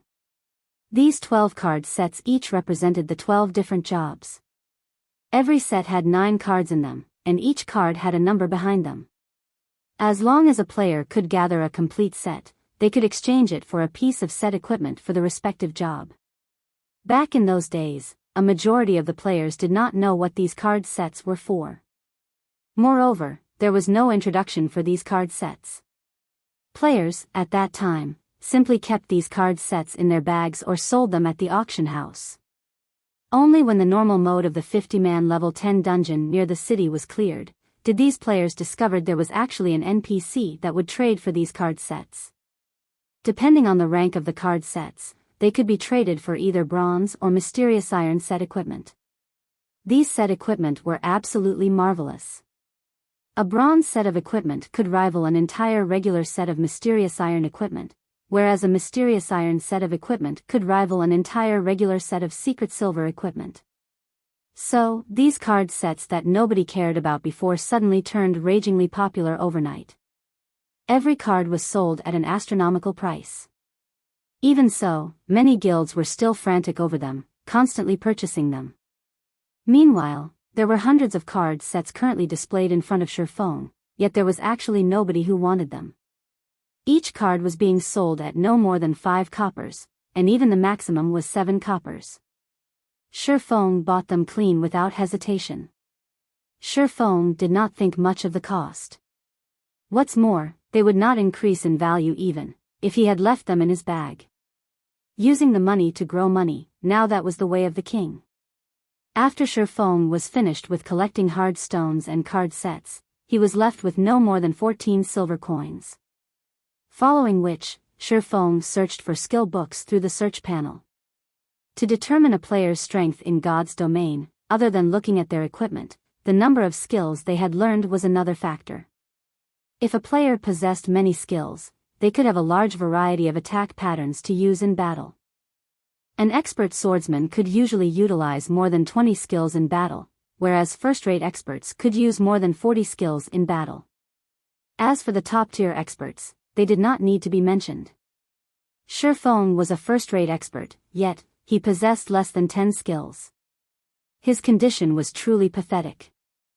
However, there were very few skill books currently being sold. Under normal circumstances, players would usually use skill books on themselves or trade them for a skill they were able to use. Shifeng went through more than 10 pages in one go. As long as he saw a skill usable by swordsmen, he immediately bought them. When Shifeng arrived at the final page, his mind turned blank.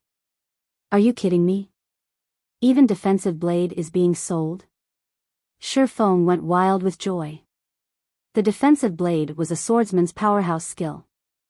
It was also a sure kill skill when dealing with mages. However, the skill also had a damnable drop rate. Even in his previous life, Shifeng only managed to get his hands on the skill after he was well over level 40. Shifeng truly did not imagine he would be able to see it now. Although the selling price was slightly high, 6 silvers was still acceptable to Shifeng. Shifeng immediately placed a bid of 7 silver coins, not wanting to waste too much time. Very quickly, Shifeng bought the skill for 7 silver coins. With the current purchasing power of 7 silver coins, Shifeng could buy 5 to 6 basic skill books. However, Shifeng spent them all on defensive blade without batting an eyelid. In addition to buying the rare skill, defensive blade, Shifeng also purchased 3 common skills, observing eyes, windwalk, and earth splitter. On another note, while Shifeng was joyous over his purchase, the situation at the auction house started turning frantic. The logistic members of the various guilds were all crimson to their ears, their rage soaring to the skies. Crap, 9 silver coins still isn't enough to get this equipment? Which rich guild is it that bade 10 silver coins? You animals, why don't you take a look at my side? Someone's already bid 10 silvers and 65 coppers. These people are absolutely insane. I've only brought 10 silver coins with me. What should I do now that I can't complete my task? Abominable. They're hiding their names and placing only these few pieces of equipment on auction. How can I even snatch one? These people were the logistics members of unrated guilds. They were on the brink of insanity when they saw the larger guilds bid, each higher than the other. The most abominable person, however, was the creator of the equipment. Every time, this person only auctioned a few pieces of equipment. Previously, the competition over the equipment was already sufficiently intense. However, the Garrison armor being auctioned right now had even better attributes, and their numbers were even less. The money they brought along to bid was absolutely insufficient, so how were they going to fight for the equipment? It can't be, right? Are there that many tycoons? Someone actually bid 11 silvers. Shifeng's joy reached the tips of his brows when he looked at how the Garrison armor's price continuously increased. Within moments, the money he spent before had all been recovered, to the extent that it was more than before. Suddenly, Shifeng thought of the defensive blade. The average player definitely had no chance of obtaining such a rare skill for swordsmen, whereas guilds would not sell it, even if they obtained it. The skill must have been sold by a certain guild to collect funds to buy the Garrison armor. It's just that their actions once again benefited Shifeng. Within moments, all 7 Garrison armors had their prices increased past 11 silvers. Such a price shocked even Shifeng himself. Where did so many powerful guilds suddenly come from? With the financial resources of such guilds, they ought to not spend that much money on a piece of bronze equipment. However, what Shifeng did not know was, after he had placed the Garrison armors on auction, the logistics members of various large guilds reported the situation back to their guild leaders. Previously, these guild leaders saw the MT of other guilds tanking special elites with the Garrison armor. These MTs were able to allow the other players to attack the special elites with ease, obtaining various skill books and bronze equipment, mysterious iron equipment even. At such a sight, the eyes of these guild leaders had long since turned red with envy. Unfortunately, they had no solutions to this matter. They wished to let the lifestyle players of their own respective guilds forge this equipment, yet they did not have the forging design for it. They also wished to contact the player who had forged these Garrison armors, yet this player had hidden his name, preventing any means of contact. Their only choice was to watch on, helplessly. Now, however, the garrison armor, this time, even possessed defensive power. They definitely must buy it. Hence, these guilds started gathering funds immediately. Do you hear me? You definitely must get it. Immediately bid 13 silver coins. I want to see who else dares to bid. What? Is it already at 13 silvers? Bid 13 silvers 50 coppers. I don't believe there is a guild that is wealthier than us. There were over 100 towns under the influence of White River City, and there were hundreds of guilds continuously bidding for the garrison armor. After half an hour, all 7 garrison armors were auctioned off, with the lowest being sold at 14 silvers 60 coppers. Shifeng earned more than 1 gold coin in an instant. Seeing how fervent these people were, Shifeng took the chance to place the garrison heavy armor on auction, setting its starting price at 16 silver coins. Following which, Shifeng left the auction house. It was still night, and there was about half an hour before sunrise. It was very unwise to go out and level right now, so Shifeng went to the library in Red Leaf Town first. He wanted to have a better understanding of the diary, which contained elvish words, he obtained from the hell mode of the Deathly Forest. He might even obtain a new find.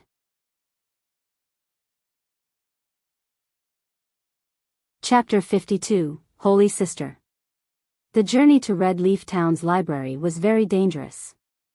If a normal player went there, there was a 30% chance for that person to die once. As for the remaining 70%, he would die many times. Hence, before heading to the library, Shifeng stored all the hard stones and the Philosopher's Stone into the bank. The Philosopher's Stone would drop after death. If Shifeng had unexpectedly died on the way to the library, then it would be a major loss. Following which, Shifeng took out the 4 skill books he bought previously and chose to learn them. Observing eyes. Able to see clearly unknown and concealed targets. There is a fixed chance to detect target's weak point. Cooldown, 40 seconds. Windwalk. The user is wrapped in wind, movement speed increased by 30%. There is a 50% chance to avoid damage from ranged attacks. Duration of 10 seconds. Cooldown, 2 minutes. Earth Splitter. Requires, sword. Causes 30 base damage to target after use, and based on the period of charging power between 0.2 seconds to 3 seconds, a maximum of 300% weapon damage can be increased. Attack range of 8 yards. Cooldown, 1 minute. Defensive Blade. Requires, sword. Normal attacks range increased by 10 yards after use. Able to block up to a maximum of 6 ranged attacks or 3 melee attacks. Duration of 25 seconds. Cooldown, 3 minutes. With these new skills, Shifeng's survivability and attack potential greatly increased, thus, the danger of him going to the library was no longer great. Red Leaf Town's library was distanced far from the trade area. It was located in Red Leaf Town's slums. The slums were the second most popular location after the trade area. There were all sorts of people there, and it was a place where crooks mixed with the honest folk. It was also the favorite visiting location of some players, and this was due to the slum's alternative name. Paradise of the Fallen.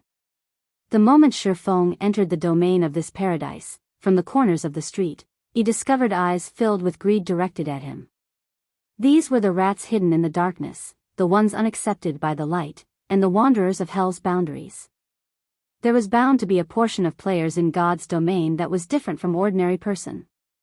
They were neither interested in conquering dungeons, nor were they interested in the excitement that came from adventuring and risking one's self. The only thing these players were interested in was banditry. They would kill other players and plunder their equipment, then, they would sell it to others for a high price, making a bountiful amount of money. During daytime, these players would hunt for and plunder the players with good equipment. At night, they would return to the slums to dispose of their stolen goods, then party with the money they just earned. They would brag about their harvest to display their own strength, using the chance to elevate their position in the slums. Ordinary players would never set foot in this place. If they did not possess sufficient strength, the only result would be a return via death. The reason being this location was not protected by the guards. Shifeng simply glanced at the players hidden at the corners of the street. He discovered the indicators for all of these players were colored red. It was clear to see that they had done many kill and plunder deeds. Within God's domain, red players were not allowed to enter guarded areas. The equipment drop rate upon death for these players were also increased, and the penalty for death may be increased up to a maximum of 300%. Moreover, they would be apprehended and jailed by the guards if they were to enter guarded areas, and the duration they were jailed depended on their crime value. However, even with all these disadvantages, there were still many players who had chosen to go down this path. After all, the rewards came very quickly this way. Red players also had a place they could stay in Red Leaf Town.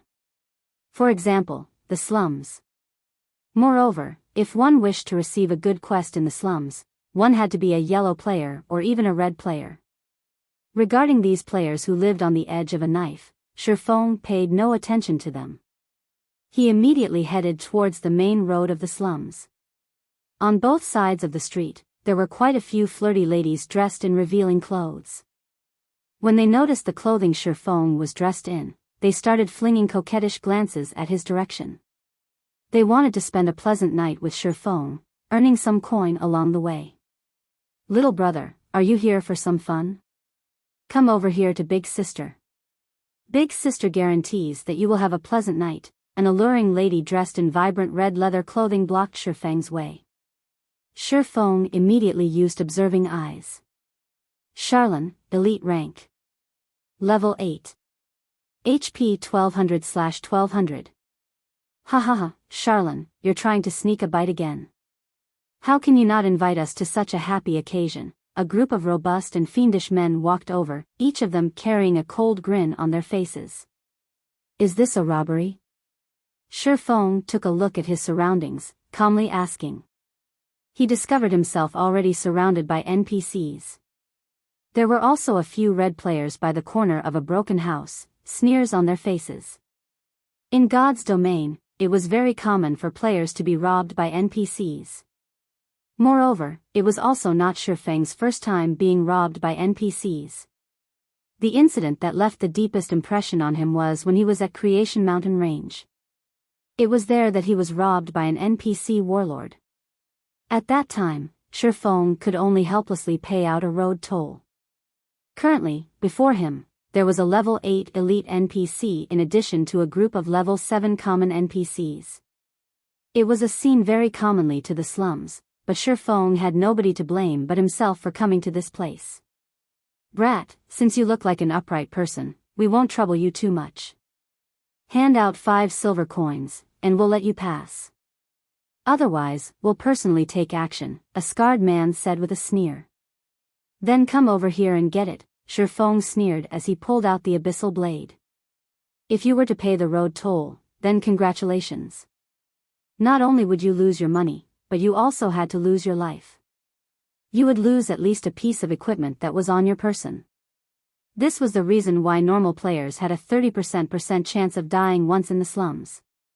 If you wanted these NPCs that wandered the boundaries of darkness to uphold their promise, there was definitely something broken with your brain. Charlene's attractive face revealed a trace of malevolence.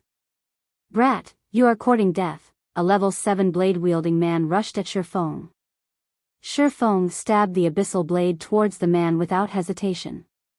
Double chop, chop, thundering flash, earth splitter. Sword slash after sword slash pierced through the man's neck and heart. With a body fully geared with bronze equipment, combined with the abyssal blade's attack power, Shifeng's attacks had immediately reduced the man's 750 HP down to 0.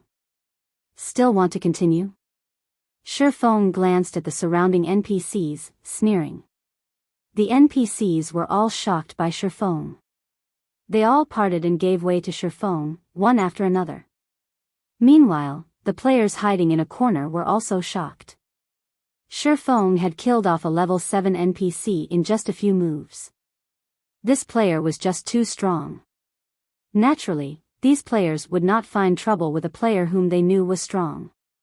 In the slums, strength was everything. Stealthily, these players left the scene of the incident. Only Charlene stayed behind with an interested expression. Little brother, you are really powerful. You've made Big Sister truly admire you. I wonder where you are headed? Big Sister can guide you there and save you a lot of trouble, whereas you only have to pay a very small price. Charlene walked toward Sherfong, offering with a calm smile. No need to trouble yourself. I'm familiar with the way to the library. Sherfong did not wish to get entangled with these NPCs. He only wished to search for clues regarding the Elven diary. Charlene smiled with even more joy when she heard Sherfong decline. I am the librarian, Charlene. You can ask me matters regarding the library. There is no one more familiar with it than myself. Charlene puffed out her prided twin peaks, smiling sweetly. Isn't Red Leaf Town's librarian a holy sister? Sherfong did not believe her. Oh. Are you talking about this?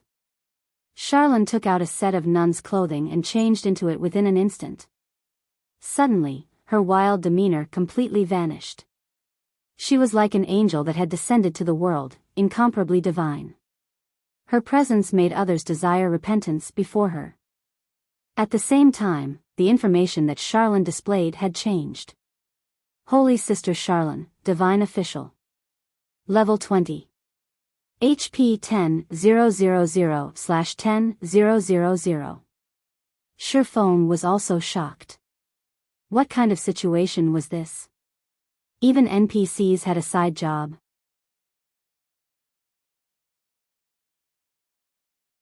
Chapter 53, Darkness Descends. Sherfong was still slightly unable to accept Charlene's makeover. However, Sherfong could be considered lucky for being able to meet the rumored librarian. According to the information he knew, the librarian of Red Leaf Town was full of mystery, her whereabouts unknown. Sherfong never imagined the librarian to be the female NPC who participated in a robbery against him. If Sherfong had truly started a fight with Charlene just now, the consequences would be unimaginable. What did playing the pig to eat the tiger mean? Charlene was definitely a veteran in this field. Divine Official was the Tier 3 job advancement for an oracle. In the case of swordsman, it was called Sword King, whereas between these two was the Swordmaster. Even if a Divine Official was only level 20, she could still easily dispatch a level 50 lord. Perhaps, Charlene was the most powerful NPC in all of Red Leaf Town. Hee, do you believe me now? Charlene giggled at Sherfong.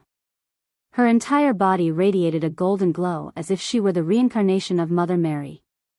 Since you have some business with me, let's talk about it at the library. System, player has activated the epic quest, Darkness Descends. Contents unknown. Sherfong stumbled suddenly when he heard the system notification, nearly falling. What was the reason for him to actually trigger this epic quest? Darkness Descends was the famous epic quest of God's domain. From the information he collected from the internet and Shadow, the difficulty for completing this epic quest was truly unimaginable. Of course, the rewards were also unimaginably bountiful. In Sherfang's previous life, the person who completed this epic quest was the Spirit Emperor, Fantasy Extinguisher. He was a legendary character amongst summoners. He was globally ranked within the top 20 summoners and top 500 in the entire game during the peak of God's domain. Although he was only ranked within the top 500 within God's domain, it should not be looked down upon. The entire world had a total population of 100 billion. Although there were only 100 million players in God's domain currently, this number would increase past 10 billion in a year. In 3 years, the number of players playing God's domain would go past 30 billion. Being able to rank within the top 500, Fantasy Extinguisher was definitely an amazing expert. However, the thing that made Sherfong feel odd was why this epic quest was found here.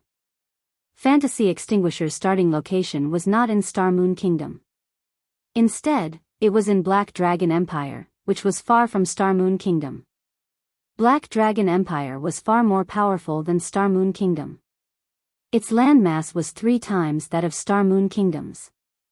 The competition between players and guilds there was much fiercer. Could it be a reward for getting the first clear on the hell mode of a dungeon? Shifeng silently guessed as he followed Charlene. He felt it was a great possibility. Otherwise, why would an epic quest that should be found in Black Dragon Empire be found here in Star Moon Kingdom? At this moment, Shifeng's system communication rang. Shifeng took a look at the caller, learning it was Gentle Snow contacting him. Miss Snow, do you have business with me? Seeing that you're logged on, I have something to tell you, Gentle Snow spoke in a very indifferent tone. She was like mysterious ice, unchanging even after 10,000 years and had no interest towards anything at all. I'm in need of money to purchase something, so I might need more time to return the 15 silvers that I owe you. At the latest, I will return it to you by the end of today. All right. If you are really in a bind, tomorrow is fine as well, Shifeng calmly replied. He no longer paid any heed to the 15 silver coins Gentle Snow owed him. Currently, he had more than 1 gold coin on his person, and he was troubled over how to spend it. Gentle Snow was slightly surprised by Shifeng's indifference even toward that much money. However, since Shifeng had already said so, naturally, she would not be courteous to him. She softly thanked him, saying, "Thank you. However, aren't you afraid I won't return it, causing you to lose everything? You are the snow goddess. Why would you even try to cheat an average player of such a small amount of money?" Shifeng said with a grin. Average? You dare call yourself average? Even I am shocked by the map and strategy you provided. We only spent an hour to clear the normal mode of the Deathly Forest, then went on to clear hard mode as well. Unfortunately, hell mode is just too hard. We could not clear it, no matter what. Gentle Snow faintly smiled, saying, I am very curious as to how you all managed to clear hell mode. If you said it was due to your party members' help, would not believe you. To conquer the hell mode of the Deathly Forest, she especially rushed over elite members of Ouroboros from other towns. However, they couldn't get past the first chieftain rank boss, Willy, no matter what they did. Willy's damage was especially terrifying. Even a shield warrior fully equipped with bronze equipment could not tank it. Gentle Snow truly could not understand how Shifeng's party had cleared hell mode. Just lucky, Shifeng honestly said. Since you don't want to say it, I still have to fight over a piece of equipment, so I won't speak with you any longer. Don't forget our dungeon appointment. Gentle Snow did not continue pursuing Shifeng about how he was able to clear hell mode. Just hard mode alone gave them a great harvest. Fight over equipment? Is it the Garrison heavy armor? Shifeng casually asked. How did you know? Are you also fighting for this equipment? Gentle Snow nodded her head while saying. The attributes for this Garrison heavy armor was too great. If they had this piece of equipment, there would not be much trouble when they entered the level 3 Wolfman dungeon. Shifeng knew he had said too much, but he remained calm as he replied, yes, but I didn't think there would be that many people competing for it. I've already given up on it by now. Indeed. The price has already reached 23 silver coins, and only a guild with strong funding will be able to buy it. I won't speak with you any longer. I still need to sell some items. Gentle Snow disconnected the call after finishing her piece. Meanwhile, Zhao Yueru, who sat beside Gentle Snow, pouted her delicate lips. She kicked up a fuss, complaining, Snow, why must you let that bastard join our team, no matter what? That bastard was just lucky, and his skills are just average. He coincidentally encountered a small dungeon like the Deathly Forest that did not change much since the game's official release, and he very luckily cleared the hell mode of the dungeon. It would be pointless bringing him into the 20-man team dungeon. Also, the skill levels of his party members are just too miserable to even look at. They would definitely become a burden to our progress. The elite members of Ouroboros standing behind Gentle Snow also agreed with Zhao Yueru's words. They were the elites of Ouroboros. How could a group of average players compare to them? I feel that Big Brother Yifeng is not that simple. He was definitely humble when he said he cleared the dungeon due to luck. His skills are amazing, so it wouldn't be disadvantageous inviting him to join us, Xiao Yuer softly offered her personal opinion. Little girl, what do you know about liars? You just don't know how bad that bastard is. Also, he spent that much time just reaching level 1. His skills are only a so-so. This lady can insta-kill him with a single flame explosion. Zhao Yueru gave Xiao Yuer a stare, speaking confidently. Alright, stop arguing. I, too, feel Yi Feng is not that simple. Otherwise, how could he clear the hell mode of the deathly forest with a group of novices? When we enter the team dungeon, we will see where his standards lay. If he is not bad, I might consider recruiting him into the god-slaying army. Now, however, let's first bid on this Garrison heavy armor. Gentle Snow let out a soft cough. Everyone abruptly became silent, astonished. They never imagined that Gentle Snow would have such considerations. She was actually planning to let Yi Feng join the god-slaying army. The members of the god-slaying army were the elites amongst the elites of Ouroboros. Each member had great skill, and they were experts who were selected out of tens of thousands of players. All of the guild's resources were prioritized on the god-slaying army. Aside from the guild leader and sub-leader, members of the god-slaying army had the most authority within the guild. Many experts in the virtual world struggled tirelessly to join the god-slaying army. However, a large majority of these people were all rejected. On the other hand, Yi Feng, who suddenly appeared before them, actually possessed a very great chance of entering the god-slaying army, and such a sight had caused great envy within them.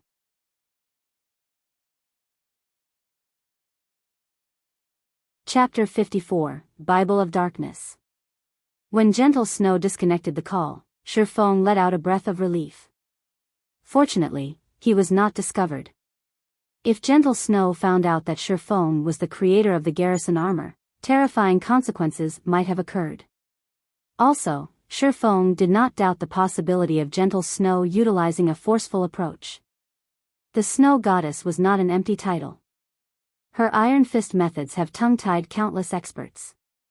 Otherwise, she would not have been able to take care of so many experts. However, Shi Feng discovered an interesting matter from Gentle Snow's words. The many guilds in White River City have already started attaching great importance towards the Garrison armor. This meant the reputation of the Garrison armor had already spread. Currently, the Garrison armor's popularity might have reached its peak. It was a great chance for Shi Feng to sell the Garrison armor in large quantities, earning a ton of money. After another period had passed, the Garrison armor's worth would not be as great as it was now. Let's first take a look at the epic quest, then I'll return to making the Garrison armors. Shi Feng impatiently wanted to return to making Garrison armors now that a chance for him to make a lot of money had arrived. However, the epic quest currently before him was much more important. If he gave it up part way, he would definitely regret it for the rest of his life. This epic quest played a big role in allowing Fantasy Extinguisher a legendary achievement. Naturally, Shi Feng would not let go of this chance meeting. After spending 20 minutes maneuvering along the narrow pathways of the slum area, Shi Feng finally arrived at the library. On his way here, Shi Feng discovered the wonder of having a divine official walking by his side in the slums.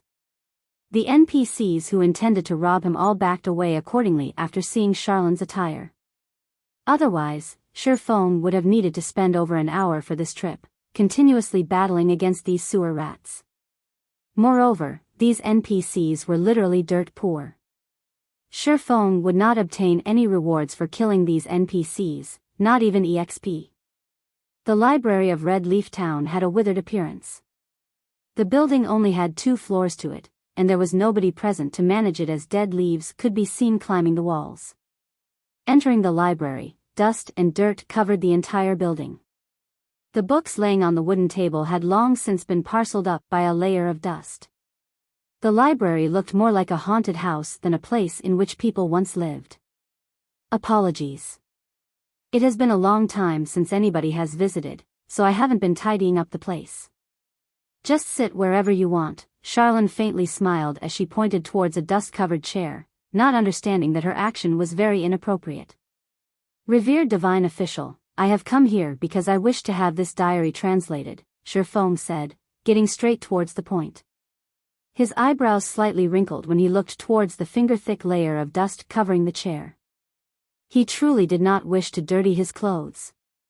However, Charlene remained minding her own business as she searched for something on the bookshelf. It was like she did not hear Shifeng speak at all. Shifeng was long used to such behaviors, so he chose to remain silent. There were all sorts of NPCs in God's domain.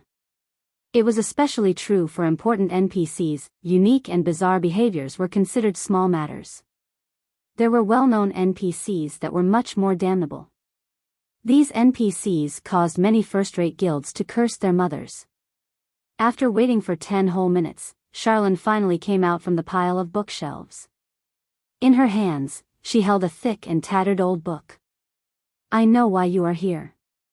The moment you've set foot in the slums, I could sense the evil energy coming from your body, Charlene said gravely. She placed the tattered book on the table, causing all the dust in the building to abruptly soar. Let me have a look at the item. Shifeng naturally knew the diary triggered such a scenario. He took out the tattered diary from his bag, carefully passing it to Charlene. Charlene was not in a hurry to receive the diary. Instead, she chanted out a phrase of divine words. Suddenly, streaks of golden divine words wrapped around the diary. Just when Shifeng was wondering about Charlene's actions, a change suddenly came over the diary. Black smoke suddenly appeared on its pitch-black cover, and a sinister-looking face came into view. It looked as if it was in extreme pain. Evil be gone. Divine spear. Charlene shouted, her jade-like hand drawing out divine words in midair. At the same time, she started singing out a Tier 3 divine curse, her voice echoing throughout the entire library. A golden-colored hexagram appeared above the library, covering the entire building, and from the magic formation, 3 golden spears of judgment came flying out. The spears pierced the diary, tearing apart the sinister face. Ha ha ha, I won't give up. We will meet again. The sinister face loudly laughed as it spoke the bone-chilling words. Both of its eyes were firmly affixed toward Shifeng as if the words it spoke were meant for him. Within a moment, the black smoke above the diary dispersed. Meanwhile, Charlene's forehead was covered in sweat. Her complexion was deathly pale, and she currently looked extremely weak. System, you have been cursed by a great demon. All attributes reduced by 50%, experience received from killing monsters reduced by 95%. System, you have been eyed by a great demon. The phantom of the great demon will come for you in 30 days. If you are killed by the phantom, your body will be taken over by the great demon. Crap. Make it more ruthless, why don't you? Regardless of how self-restrained he had been, Shifeng could not help but curse when he saw this notification. When compared to human standards, a great demon was the equivalent of a Tier 4 job. It was on the same level as a sword emperor. Although it was just a phantom, it would still require Charlene, who had a Tier 3 job, to handle it. However, instead of aiming for Charlene, the great demon actually went for a bystander and a minor character like Shifeng. With this curse around, how would he be able to level up? Not to mention the 50% reduction in attributes. It had caused his attributes to sink down to the level of an average player. It would be a problem if he wanted to kill monsters of a higher level. He also had to face the phantom of the great demon. Miss Charlene, are you alright? Although he was cursed, Shifeng still spoke politely. Charlene shook her head slightly, speaking with a smile, nothing too bad. I never imagined that you would actually bring such a terrifying item. You've weakened me quite a bit. However, the problem has been resolved now. If you had dragged on for a few more days, your body might have been possessed by the great demon, and your body would suffer in hell for all eternity.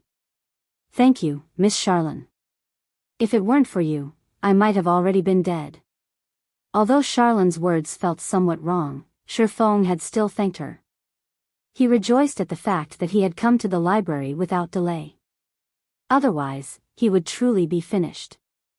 However, the problem right now had yet to be resolved. No need for thanks.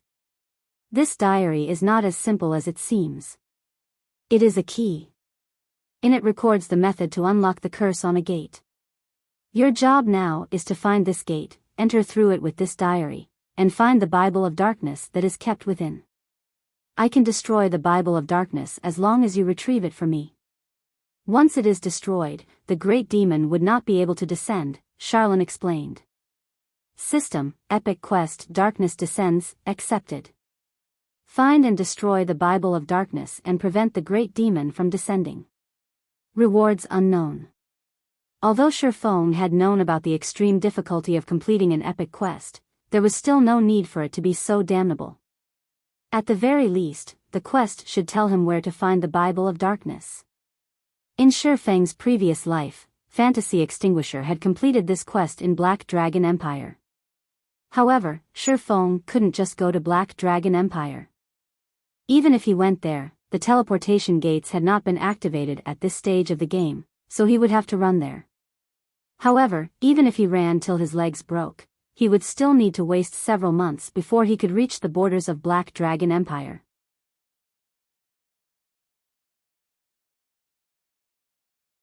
Chapter 55, Moon Drip. Shifeng entered deep thought. He did not understand how Fantasy Extinguisher completed this epic quest in his previous life. Who the heck would know where the Bible of Darkness was stored? Moreover, in his previous life, the information Shifeng collected regarding this quest was very incomplete, so the parts he could use as reference were extremely limited. Currently, the evil curse Shifeng was shouldering even made leveling a problem. No matter what, he had to think of a solution to this problem. Otherwise, the problems he would face in the future would be even greater. Esteemed Miss Charlene, I am now cursed by the demon. Do you have any methods to resolve it? Shifeng calmed his heart. He turned to look at Charlene, who was currently in a delicate state, asking, also, where can I find the Bible of Darkness? Even just a clue is helpful. Hearing Shifeng's series of questions, a bright smile appeared on Charlene's pure countenance. You sure have a lot of questions, huh, you little bastard? It's not like I don't have a method to resolve your curse. However, you should know, to get something, you have to give something in return. There is only one way to dispel the curse, and that is to carry out a moon drip. The moon drip is a ceremony that can dispel all magic and curses in the world. However, many materials are required to carry out this ceremony. I will provide the materials required, but in return, you have to pay 3 gold coins as remuneration for my services. If you wish to obtain a clue to the Bible of Darkness, you have to pay an additional 10 gold coins as an information fee. Shifeng felt a chill going down his spine as he looked at Charlene's expression, which became more excited the more she explained. It was especially true for Charlene's eyes. Even if she looked incomparably pure right now, her appearance was still not enough to hide the burning desire within her eyes. In the end, one word still dictated everything. Money. System, do you wish to accept the quest to dispel the curse? Esteemed Miss Charlene, I am willing to pay the remunerations. What else could he have said? However, Charlene's asking price of 3 gold coins was just too high. There was not a single player in White River City who could afford such an amount right now.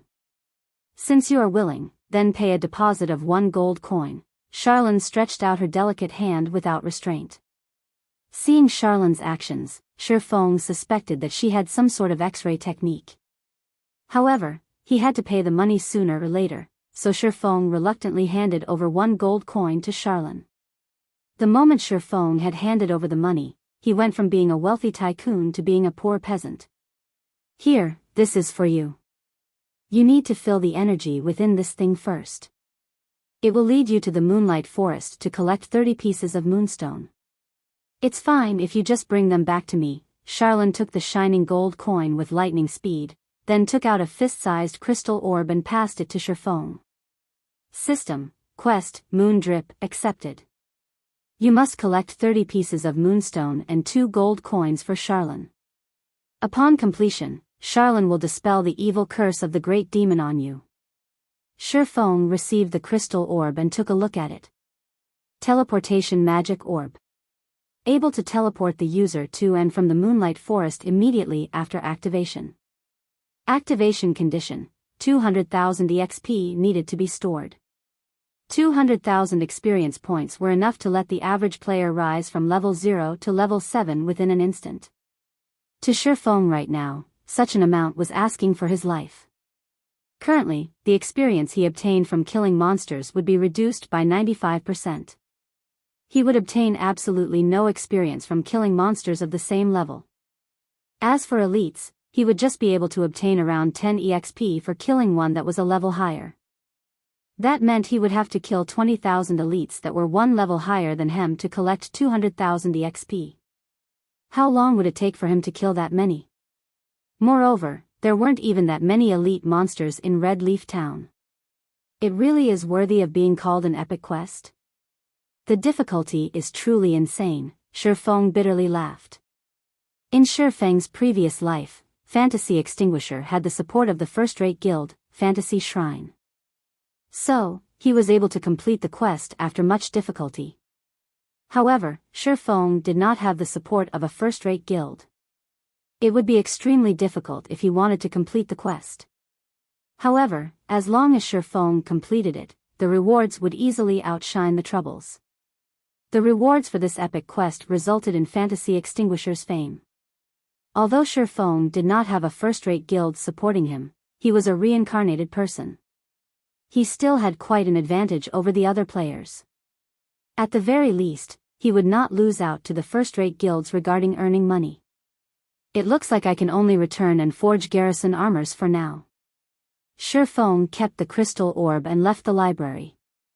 He planned to first earn enough gold coins before thinking of a way to store up 200,000 EXP. The sky outside was already bright by the time Shifeng returned to the trade area.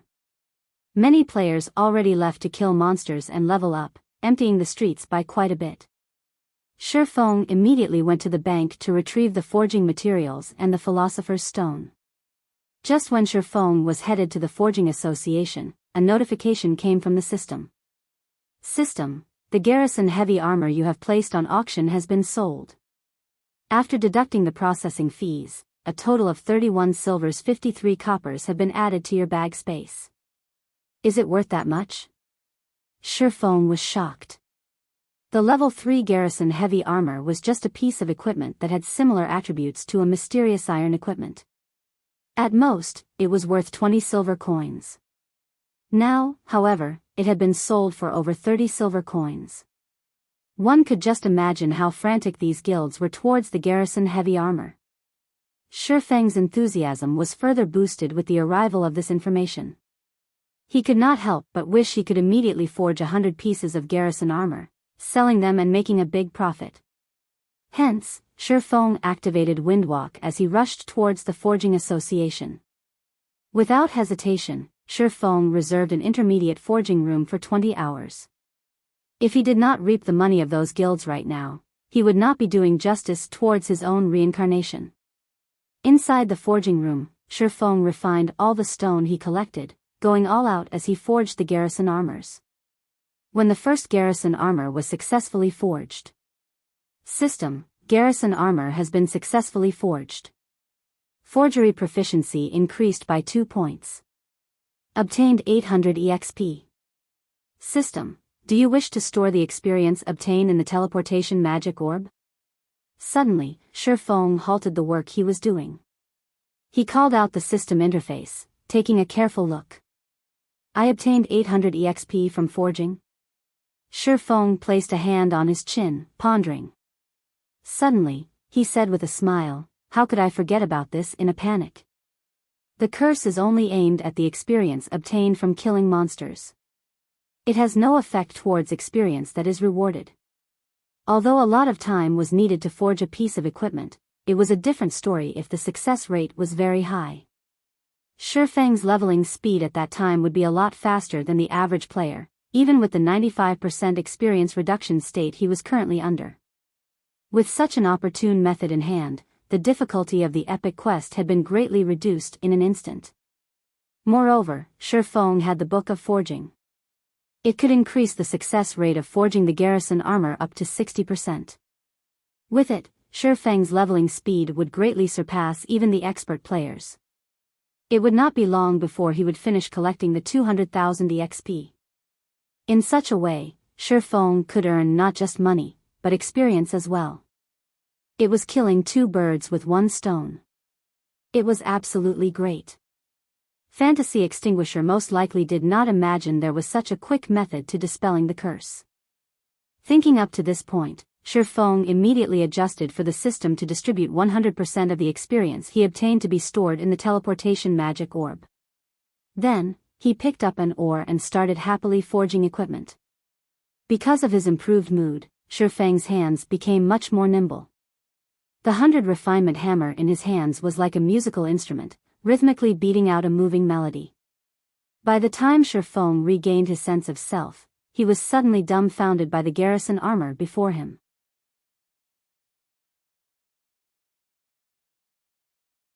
Chapter 56, Glimmer Chestplate.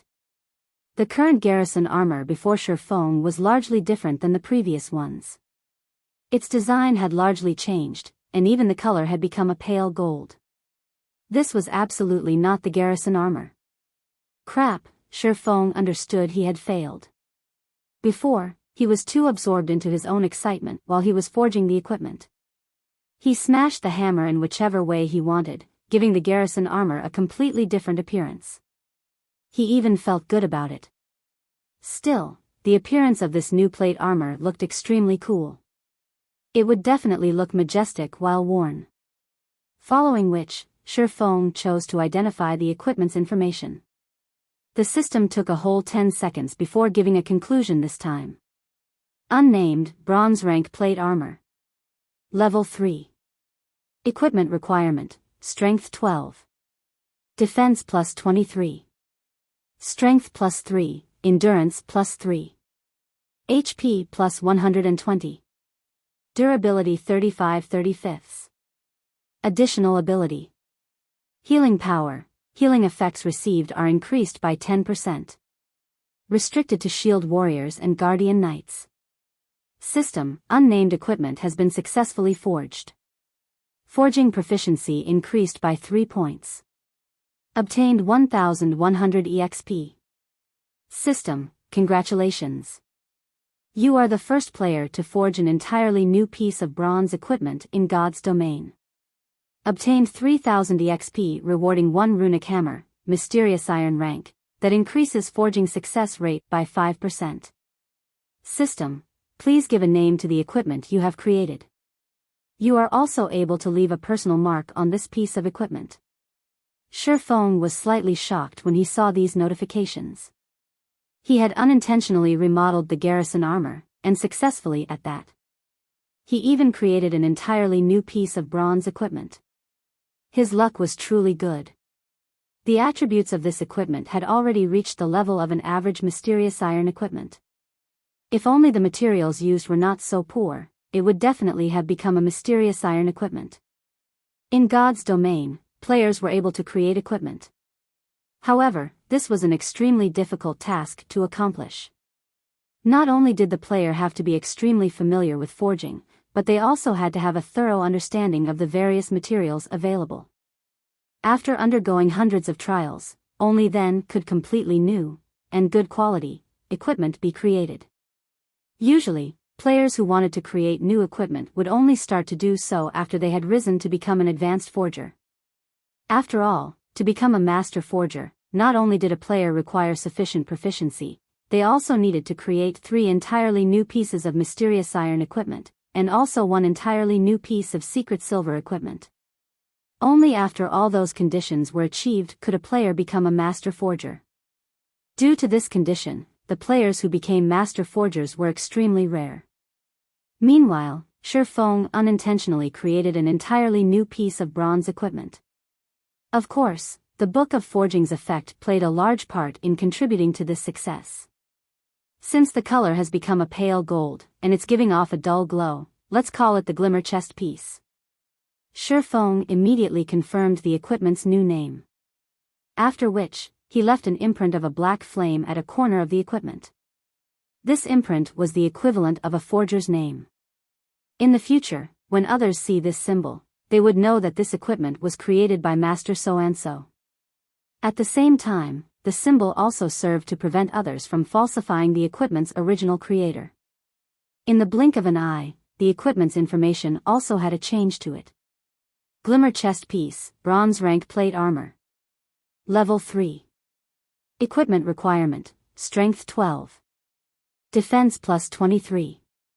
Strength plus 3, endurance plus 3. HP plus 120. Durability 35/35. Additional ability. Healing power, healing effects received are increased by 10%. Restricted to shield warriors and guardian knights. On the right breast of the Glimmer chest piece, the mark of a black flame appeared. The flame constantly faded in and out of existence, further enriching the aesthetics of the Glimmer chest piece. System, Black Flame imprint has been successfully registered.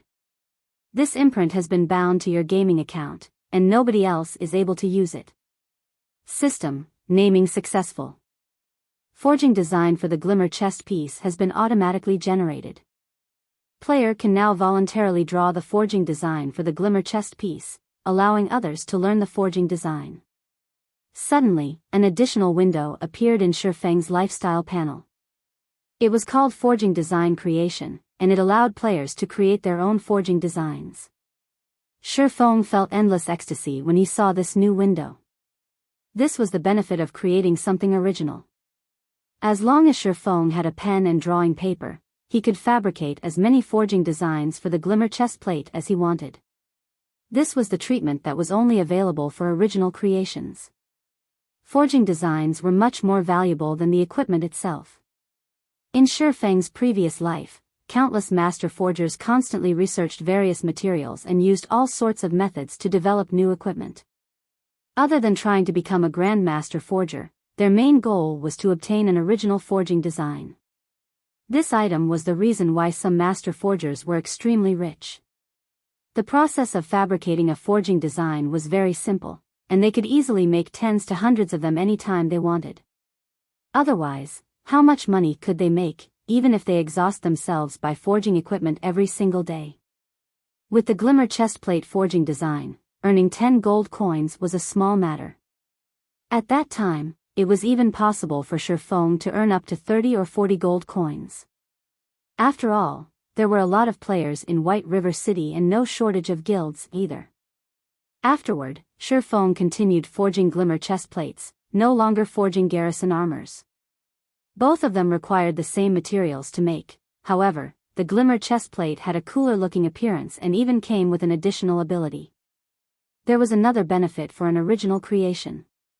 When forging your own creation, the success rate for it was increased by 10%, and the equipment would also have a higher chance to come with an additional ability. As long as the Glimmer chestplate's fame spread, Shifeng would have no trouble selling its forging design.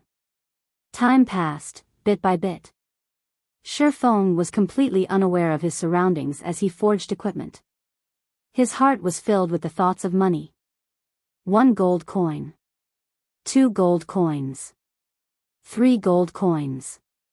Piece after piece of shining golden equipment piled up in the entire forging room. When 10 hours had passed since Shifeng rented the forging room, a loud notification had come from the system. Only then had Shifeng suddenly realized 10 hours had already gone by. His gains were even more shocking, however. He successfully made a total of 142 pieces of equipment, and the materials he had bought were nearly depleted. Amongst the attributes of the equipment, there were some that were good, and some that were bad.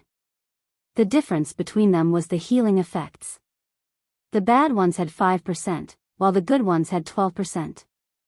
There were a total of 76 pieces that had their healing effects below 7%, 48 pieces that had their healing effects between 7% and 9%, and 18 pieces that were between 10% and 12%.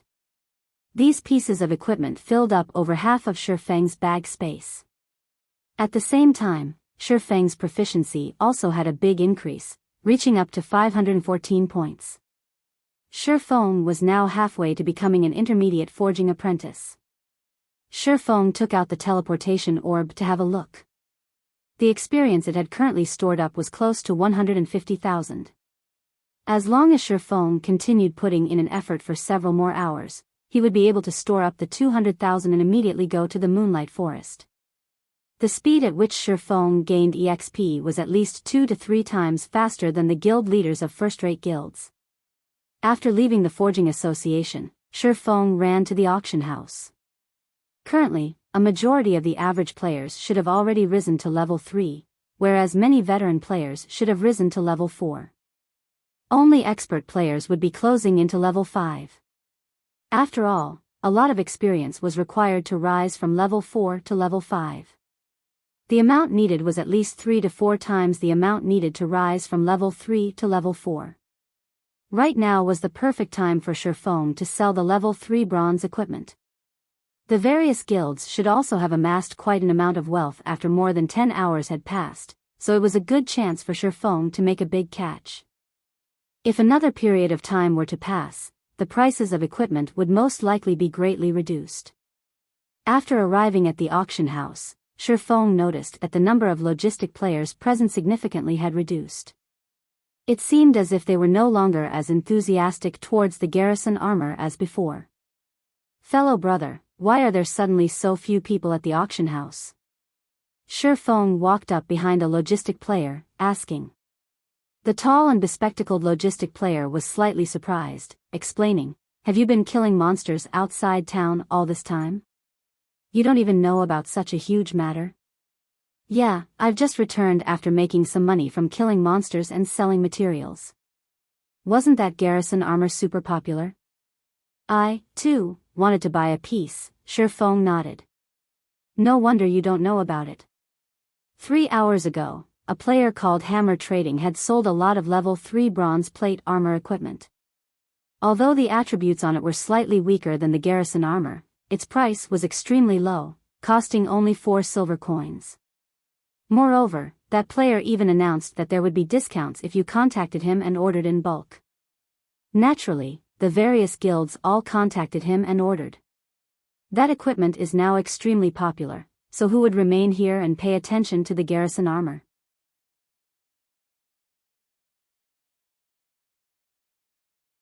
Chapter 57, Hammer Trading. Hammer Trading? Shifeng wanted to confirm once more. Correct. He even posted a thread on the forums criticizing the Blackheart forger that made the Garrison armor. Currently, the thread has already received more than 7 million clicks. With it, that guy has quickly become a famous person in White River City. I heard many large guilds have already sent out an olive branch to him, trying to recruit him with a high price. The logistics player had a face filled with envy while he spoke. He couldn't help but wish he could turn into Hammer Trading. That way, he would be able to live a life filled with beauties and riches. Shifeng only smiled at the player as he turned to walk towards an empty seat. He sat down and called out the game's official forum. He wanted to have a good look at this Hammer Trading who nearly robbed him of his business. In Shifeng's previous life, Hammer Trading did not reveal himself as quickly as this. Before Shadow scouted him, he had been playing God's Domain with tens of fellow schoolmates. With the support of these schoolmates, in addition to some chance meetings that had allowed him to become an intermediate forging apprentice, he managed to become acquainted with the upper echelons of Shadow. At that time, there were very few intermediate forging apprentices.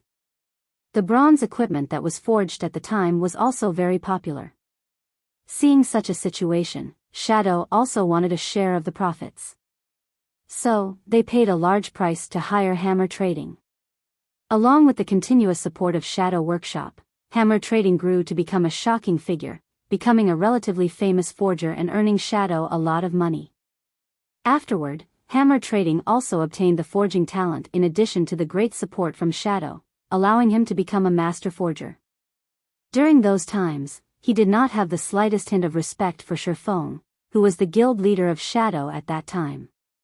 In the end, with the strong support of Hammer Trading, along with several master forgers and master potion makers, Lanhua financial groups gladly agreed to World Dominator's acquisition of Shadow. Otherwise, Lanhua financial groups would not have agreed to the decision without hesitation and dismissing Shifeng at the same time. Shifeng opened the forums for Star Moon Kingdom, his heart lamenting over how fate was toying with him. In this life, just when the Garrison armor was beginning to sell like hotcakes, hammer trading appeared to break off his road to wealth. Shifeng couldn't help but admit that he and hammer trading were rivals in life. Shifeng stole the forging talent from hammer trading, whereas hammer trading turned around to break off his road to wealth. Browsing the forums of Starmoon Kingdom, Shifeng quickly discovered a thread marked in red, positioned at the top of the forum. Upholding justice starts from us. We absolutely cannot let this blackheart forger do as he pleases. I am a forger with a kind heart. These large, bright red words caused Shifeng's brows to furrow. What kind of trouble is he trying to cause here? The number of clicks exceeded 10 million. Out of curiosity, Shifeng had opened the thread. Shifeng looked at the eloquently written condemnation that had over 10,000 words. The article had justifiably mentioned that the cost of making a piece of bronze equipment did not even exceed 1 silver coin. However, the Blackheart Shifeng sold his equipment for up to 30 silver coins. He was ripping off other players. Hence, hammer trading wanted to oppose Shifeng.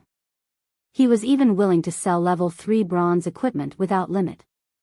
Only, due to the failure rates, he had no choice but to sell them at 4 silvers apiece to reclaim his cost of making. This article received the support of a lot of players. They had all declared that they would no longer purchase the Garrison armor and that they would support hammer trading's actions of kindness. Shifeng was speechless after reading the entire article. The entire article was just trying to put a smear on his reputation while heightening hammer trading's own self. At the same time, hammer trading wanted to state that he, too, could forge bronze equipment. He was clearly trying to use Shifeng as a stepping stone to raise his own worth and fame. He wanted to let the many large guilds extend an olive branch to him, and in turn, raising his own worth.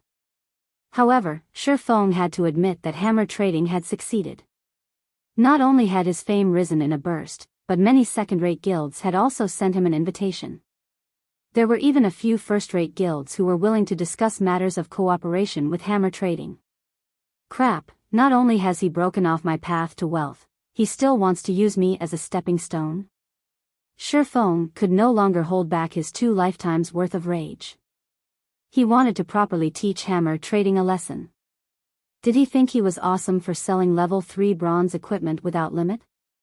Shifeng did not wish to have any relation with hammer trading if he did not try to use Shifeng as a stepping stone. However, now that he had provoked Shifeng, he must be ready to pay the appropriate price.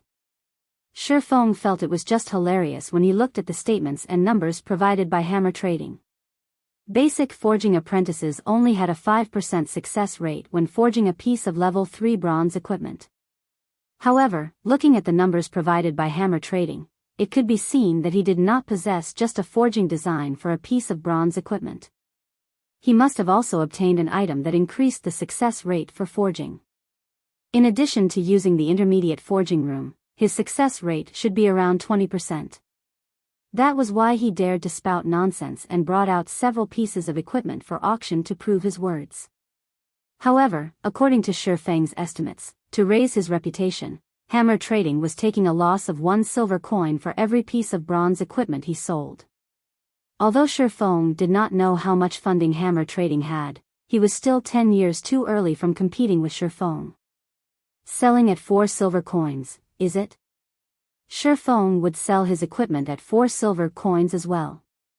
He had the Philosopher's Stone and the Book of Forging, so his initial cost was just slightly more than 10 coppers. Including his terrifying success rate, Shifeng was looking forward to seeing who had the last laugh. Without holding anything back, Shifeng immediately posted a thread on the forum anonymously. The article was titled "Shockingly High-Quality Plate Armor on Auction House." Afterward, he called up the interface for the auction house, placing 20 pieces of the worst Glimmer chestplate on auction. The healing power on the Glimmer chestplate had a remarkable effect on MTs when inside a dungeon. It was even better when compared to the Garrison armor. When compared to hammer trading Savage chestplate, it was more than 2 times better. Players would naturally know which equipment to choose when they saw the Glimmer chestplate. Hammer trading, didn't you want to be famous? I'll let you become super famous. I'll turn you into a celebrity. Shifeng revealed a cold grin as he closed the interface. He turned around and left the auction house, setting up a stall outside to purchase stones and hard stones. 2 minutes after Shifeng had posted his thread, a few players noticed Shifeng's post. Average players were still very attentive towards high-quality equipment. Currently, the average player did not even possess a piece of bronze equipment, not to mention high-quality equipment. So, naturally, they wanted to get a glimpse. The moment these players arrived at the auction house, they were stupefied by what they saw. The attributes on the Glimmer chestplate was just too good, especially the healing power. It was definitely the most beloved ability for an MT when inside a dungeon. After they finished looking at the attributes, the players chose to try wearing it. They looked at their own appearance when wearing the Glimmer chestplate. Streamlined mold, dashing figure, and even a faint radiance coming off their bodies. There was also a flickering black flame on their left breast. They looked absolutely awesome. It was as if they had become the heroes from Legends while wearing the Glimmer chestplate, valiant and powerful. Then, they looked at the selling price. It actually only required 4 silver coins. These players did not dare believe their eyes. Such high-end equipment was only selling for 4 silver coins. If they did not buy it, they would be doing a disservice to their own lives. Even if they did not have much money on their persons, they were willing to sacrifice everything they had to buy the Glimmer chestplate. Within a short 15 minutes, Shifeng's post had become the topic of the forum. There were even players who posted the information and appearance of the Glimmer chestplate, the equipment instantly arousing everyone's exclamation. Shield warriors and guardian knights could not help but wish they could obtain this high-end equipment right that instant. However, when they wanted to go to the auction house and buy it, there were only 4 pieces of the equipment remaining. Moreover, every one of those pieces had their prices bade up to more than 6 silver coins. One MT from an elite party had reluctantly chosen to borrow money from all over the place. In the end, he successfully won a piece for 7 silver coins. When the Glimmer chestplate arrived in his hands, he no longer minded the money he owed for it. With such attributes and dashing appearance, he would not have any troubles earning money in the future. Thinking up to this point, the smile on this shield warrior spread widely.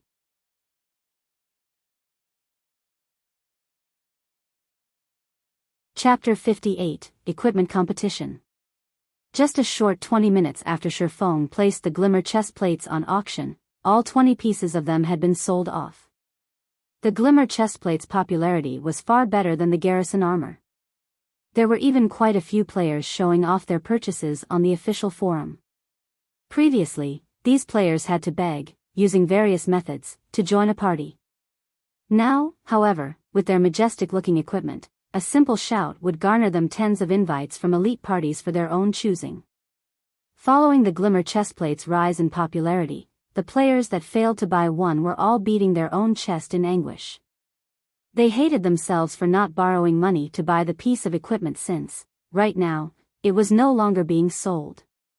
Meanwhile, the Forging Association in Golden Sand Town was packed with people. The spacious hall was entirely occupied by players. The players present were the spokespeople for various guilds.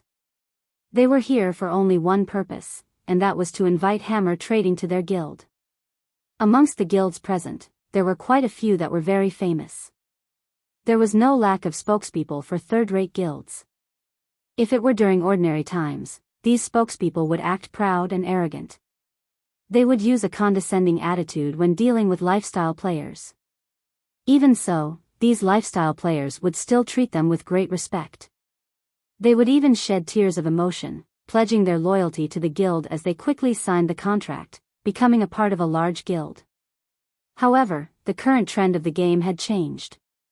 The higher-ups of the guild strongly emphasized that they, the spokespeople, must definitely invite hammer trading.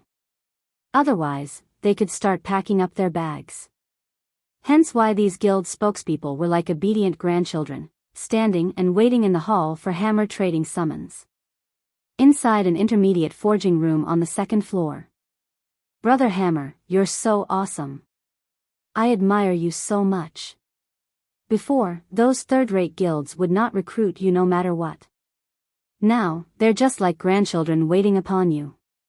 They would not leave even if you chased them away. A sexy female cleric in her mid-20s hugged around Hammer Trading's robust arm, giggling and speaking with admiration. Her bulging chest was rubbing against his arm. Hammer Trading had a very brutish appearance. He had a thick beard and beady eyes, and his skin color was similar to yellowish wax. Judging from his appearance, he looked to be over 30 years of age. Nobody was able to tell, however, that Hammer Trading was just a university student in reality. His age was just slightly over 20. Ha ha ha, this is just a small matter. However, I truly have to thank the fool who opened the road for me and has even hidden his name. He made all the large guilds know of my importance. Hammer Trading heartily laughed.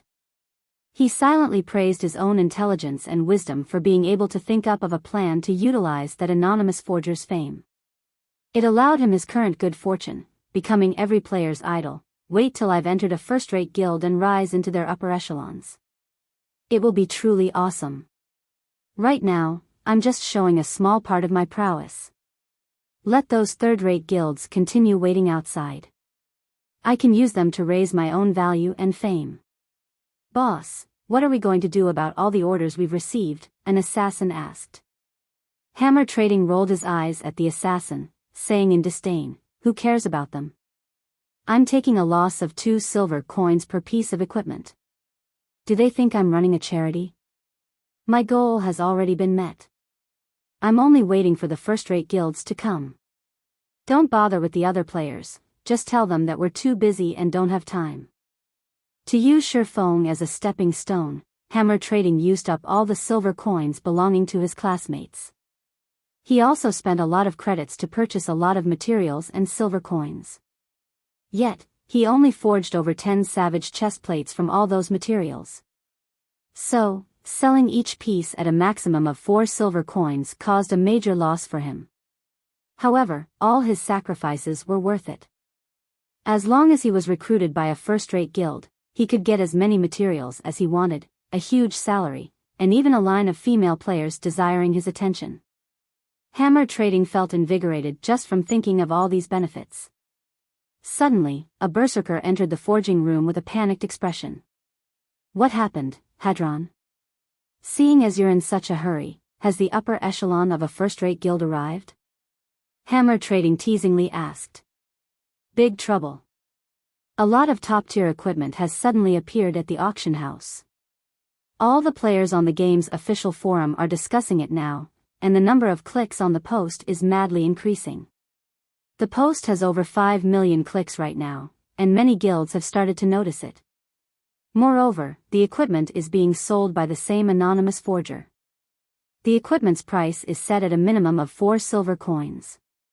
Everyone is starting to wonder about the identity of the forger responsible, and they are no longer paying any attention to you, boss. Moreover, there are already a few first-rate guilds who made a declaration on the forum. They are willing to hire that forger with a high salary and make him the chief forger of their guild. A few representatives of large guilds downstairs have also started leaving for the auction house. Hammer Trading's expression froze when hearing Hadron's words. He only managed to attract the attention of first-rate guilds after much difficulty. However, now, that anonymous forger stole his wind. If he did not steal it back, those first-rate guilds would most likely forget about him. He has such nerve to steal my wind and position. Don't blame me for not being polite. Making that kind of top-tier equipment has a high cost and low success rate. If you sell it at 4 silver coins, then I'll sell at 3 silver coins. I wonder just how much you can afford to lose. Hammer Trading abruptly stood up. He wanted to let Shifeng know he would definitely not let the position of chief forger, and his future happiness, go. He was already taking a loss of 2 silver coins for making the savage chestplate that had inferior attributes. Then, Shifeng would at least lose 4 to 5 silver coins for selling each piece of top-tier equipment at 4 silver coins. Maybe even more. Hammer Trading believed he could outlast Shifeng. But, boss, we don't have many silver coins remaining. At most, we can afford to forge 10 more savage chestplates, Hedron worryingly said. What is there to be afraid of? I still have some funds. Worst comes to worst, I'll spend some more credits to buy materials and silver coins. I believe I can get rid of that little bastard. For every piece of equipment that little bastard sells, he's taking a loss of at least double or triple of ours. Why should we be afraid? Hammer Trading confidently asked. He assured himself that Shifeng, too, was trying to attract the attention of first-rate guilds by doing such lossful business. However, he would definitely be the final champion. An hour later, a few additional savage chestplates appeared on White River City's auction house. Their minimum selling price was 3 silver coins each. At the same time, a new post appeared on the game's official forum. For the benefit of the masses, I, Hammer Trading, have decided to sell the savage chestplate at 3 silver coins each. I will make a stand against this blackheart forger to the end. Requesting support. Requesting encouragement. Suddenly, a wave of players followed the post, sending it to the top of the forum. Every one of them supported Hammer Trading's kind actions. As a result of this incident, all of White River City became lively. Everyone understood this was a competition between 2 forgers that were capable of forging bronze equipment. Every player in White River City watched on with anticipation. The ones who would profit from this exchange, in the end, would definitely be them, the players. It would not be long before they would be able to purchase bronze equipment at a low price. The various guilds also started watching by the sidelines, no longer expressing any of their intentions. They were all waiting for the final victor, while at the same time buying all of the equipment and developing their guild strength. However, Shifeng himself did not know of this matter. He just finished purchasing stones and hard stones. Just after entering the auction house, he discovered that the number of players there had once more increased. Only then did he find out about this incident. You wish for a fight? Shifeng faintly smiled, then, come. He called out the auction house's control interface, placing all of his Glimmer chestplates on auction. He assigned 20 pieces to be sold every hour, selling a total of 120 pieces of Glimmer chestplates. Such a number was definitely enough to torment Hammer Trading. Afterward, Shifeng used the money earned from selling Glimmer chestplates to buy hard stones and card sets. After purchasing all these items, Shifeng suddenly discovered that he still possessed a little more than 1 gold coin. From time to time, Shifeng would receive a notification from the system. It would state that another Glimmer chestplate had been sold, and some amount of silver coins had been deposited into his bag. Shifeng felt, the more silver coins he spent, the more silver coins he had. The amount he did not seem to be decreasing in the slightest. Shifeng considered selling some of his silver coins at the trade center, exchanging it for some spending money in real life. It was much better than just holding on to these silver coins.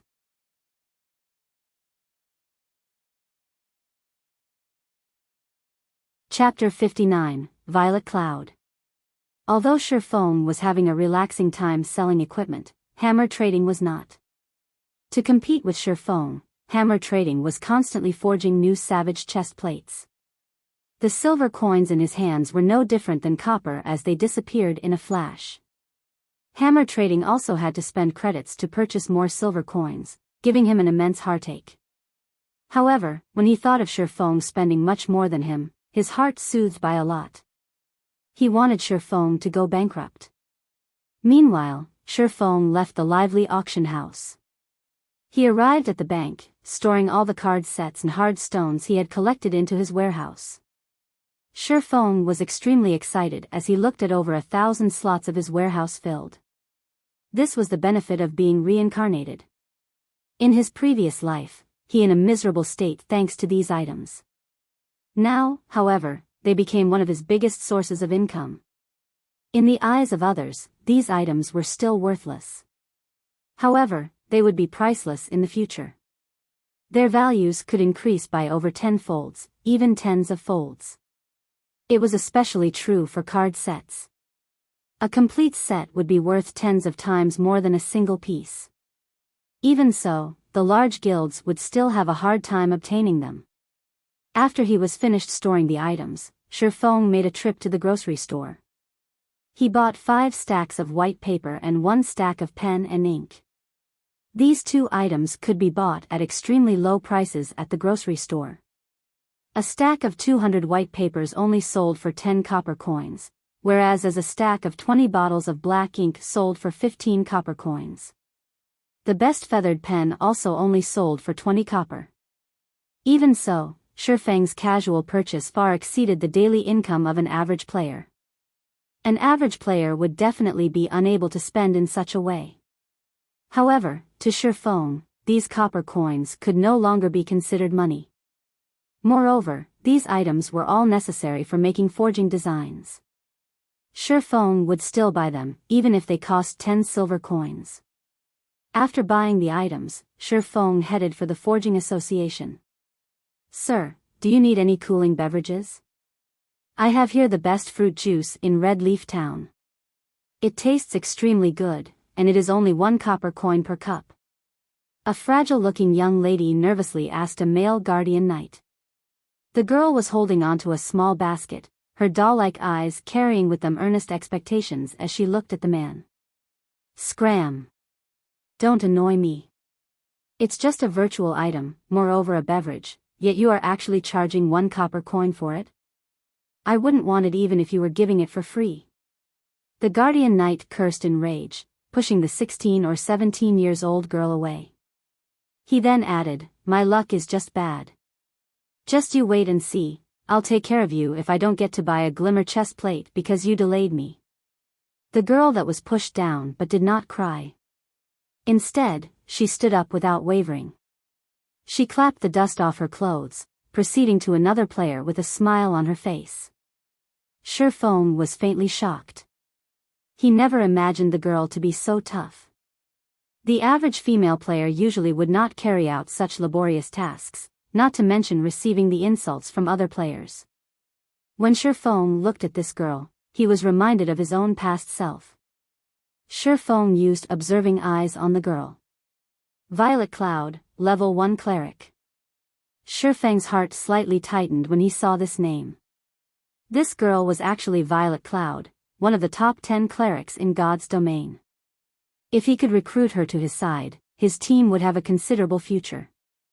Ha ha ha. This is a virtual game, yet you're actually trying to earn money by selling cold beverages? Do you think you're milk tea, sister? Only idiots would buy them. Seeing that you're good looking, why don't you come over to my place tonight? I can even give you 1 silver coin. A lecherous man in his 30s walked up to Violet Cloud, drooling as he harassed her. "Sir, I am only selling cold beverages. Please have some self-respect." Violet Cloud retreated a step, resolutely saying, "I've given you praise, yet you're still headstrong. You're but a lowly lifestyle player. If you don't agree with me today, then you can forget about doing business here in the future." The lecherous man threatened in rage. He blocked Violet Cloud's path, staring at her snow-white neck and licking his lips. "How could you act in such a way? You are simply shameless." Violet Cloud's eyes were filled with anger. However, she could not win against him in a fight. If she were to continue wasting time here, even her final hope would be gone. "Hee, I am shameless. What are you going to do about it? Bite me?"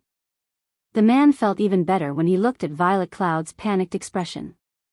Watching Violet Cloud trying to hold back from crying and the tears that were rolling about in her eyes, she became even more lovable. "Uncle, please give way.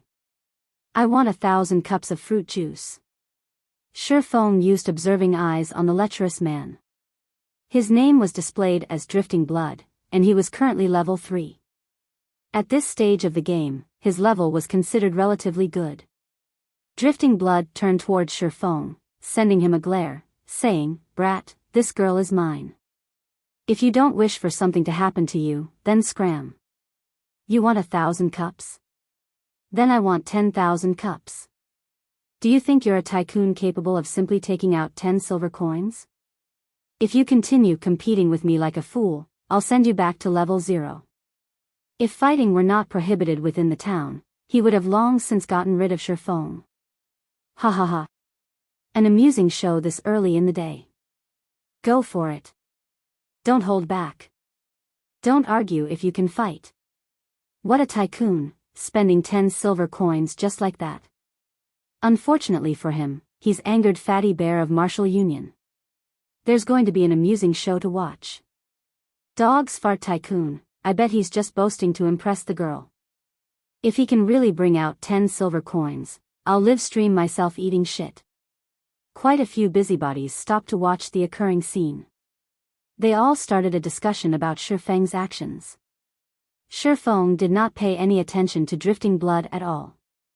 He grabbed Drifting Blood's shoulder, applying a slight force. Before Drifting Blood could react, he was already kneeling on the ground. No matter how much strength he used, even to the point where his face had turned beet red, he still could not stand back up. The surrounding onlookers were immediately dumbfounded. Shifeng was just too courageous, directly taking action within the premises of Red Leaf Town. Was he not afraid of being caught and jailed by the guards? Also, how did Shifeng possess such immense strength? He had actually suppressed a level 3 Guardian Knight with a single hand. Brat, you're dead for sure. Just you wait till the guards arrive. Drifting Blood looked toward Shifeng, smiling in disdain. However, after waiting for some time, the guards had still not shown up. Shifeng paid no attention to Drifting Blood as he firmly pressed him onto the ground, preventing him from even moving. Shifeng looked towards Violet Cloud, his other hand holding out 10 silver coins, saying, 1,000 fruit juices, thank you. The players on the street, who were previously discussing amongst themselves, suddenly turned silent, their eyes nearly popping out of their sockets. This was 10 silver coins, not 10 copper coins. Currently, they had felt extremely wealthy to even have a single silver coin on their person. On the other hand, Shifeng had just simply taken out 10 silver coins. How rich was Shifeng? Was he really a brother tycoon? Violet Cloud rubbed her eyes. She looked at the 10 coins in Shifeng's hand that gave off a silvery glow, her expression filled with incomparable shock. Originally, she thought Shifeng was just trying to help her by saying so. Never would she have imagined that he would truly take out 10 silver coins to buy 1,000 cups of cold beverages that nobody wanted. Drifting Blood was similarly shocked. However, that shock quickly turned into greed. He thought about snatching the 10 silver coins and using them to buy a Glimmer chestplate. There would even be leftovers remaining. Brat, I'm a member of Martial Union. If you don't want to be killed back to level 0, then immediately give me 20 silvers. If you do so, I can consider letting you off this time. Otherwise, you'll have to take responsibility for the consequences. Drifting Blood's gaze was affixed to the 10 silver coins as he threatened in a chilling tone. Paying no attention to Drifting Blood, Shifeng looked at Violet Cloud. Seeing that the girl did not react, he asked, do you not have that much fruit juice? I only have 156 cups of fruit juice with me. How about you give me a silver coin, and I'll sell all of the fruit juice to you? Is that all right? Violet Cloud worried that she would anger Shifeng. What would she do if he suddenly decided not to buy? At the same time, she also wanted to thank Shifeng for helping her, so she reduced her selling price. All right. I wonder how long it would take for you to make 900 cups of fruit juice. I want all of them, Shifeng nodded after some thought, asking. The surrounding players were all dumbfounded. What was he planning to do? Did this brat know the value of 10 silver coins? Did this brat truly fancy this young lady? I'm very slow at compounding fruit juice. If Sir is willing, I can be done in 30 hours. Violet Cloud became extremely glad at Shifeng's words. However, when she thought of her extremely slow speed, she worried that Shifeng would no longer wish to buy them. So, she stretched out 5 fingers, hurriedly saying, how about this? I'll just charge you 5 silver coins for 900 cups.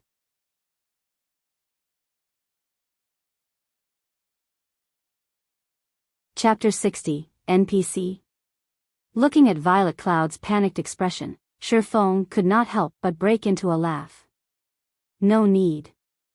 I can still afford to pay such an amount of money.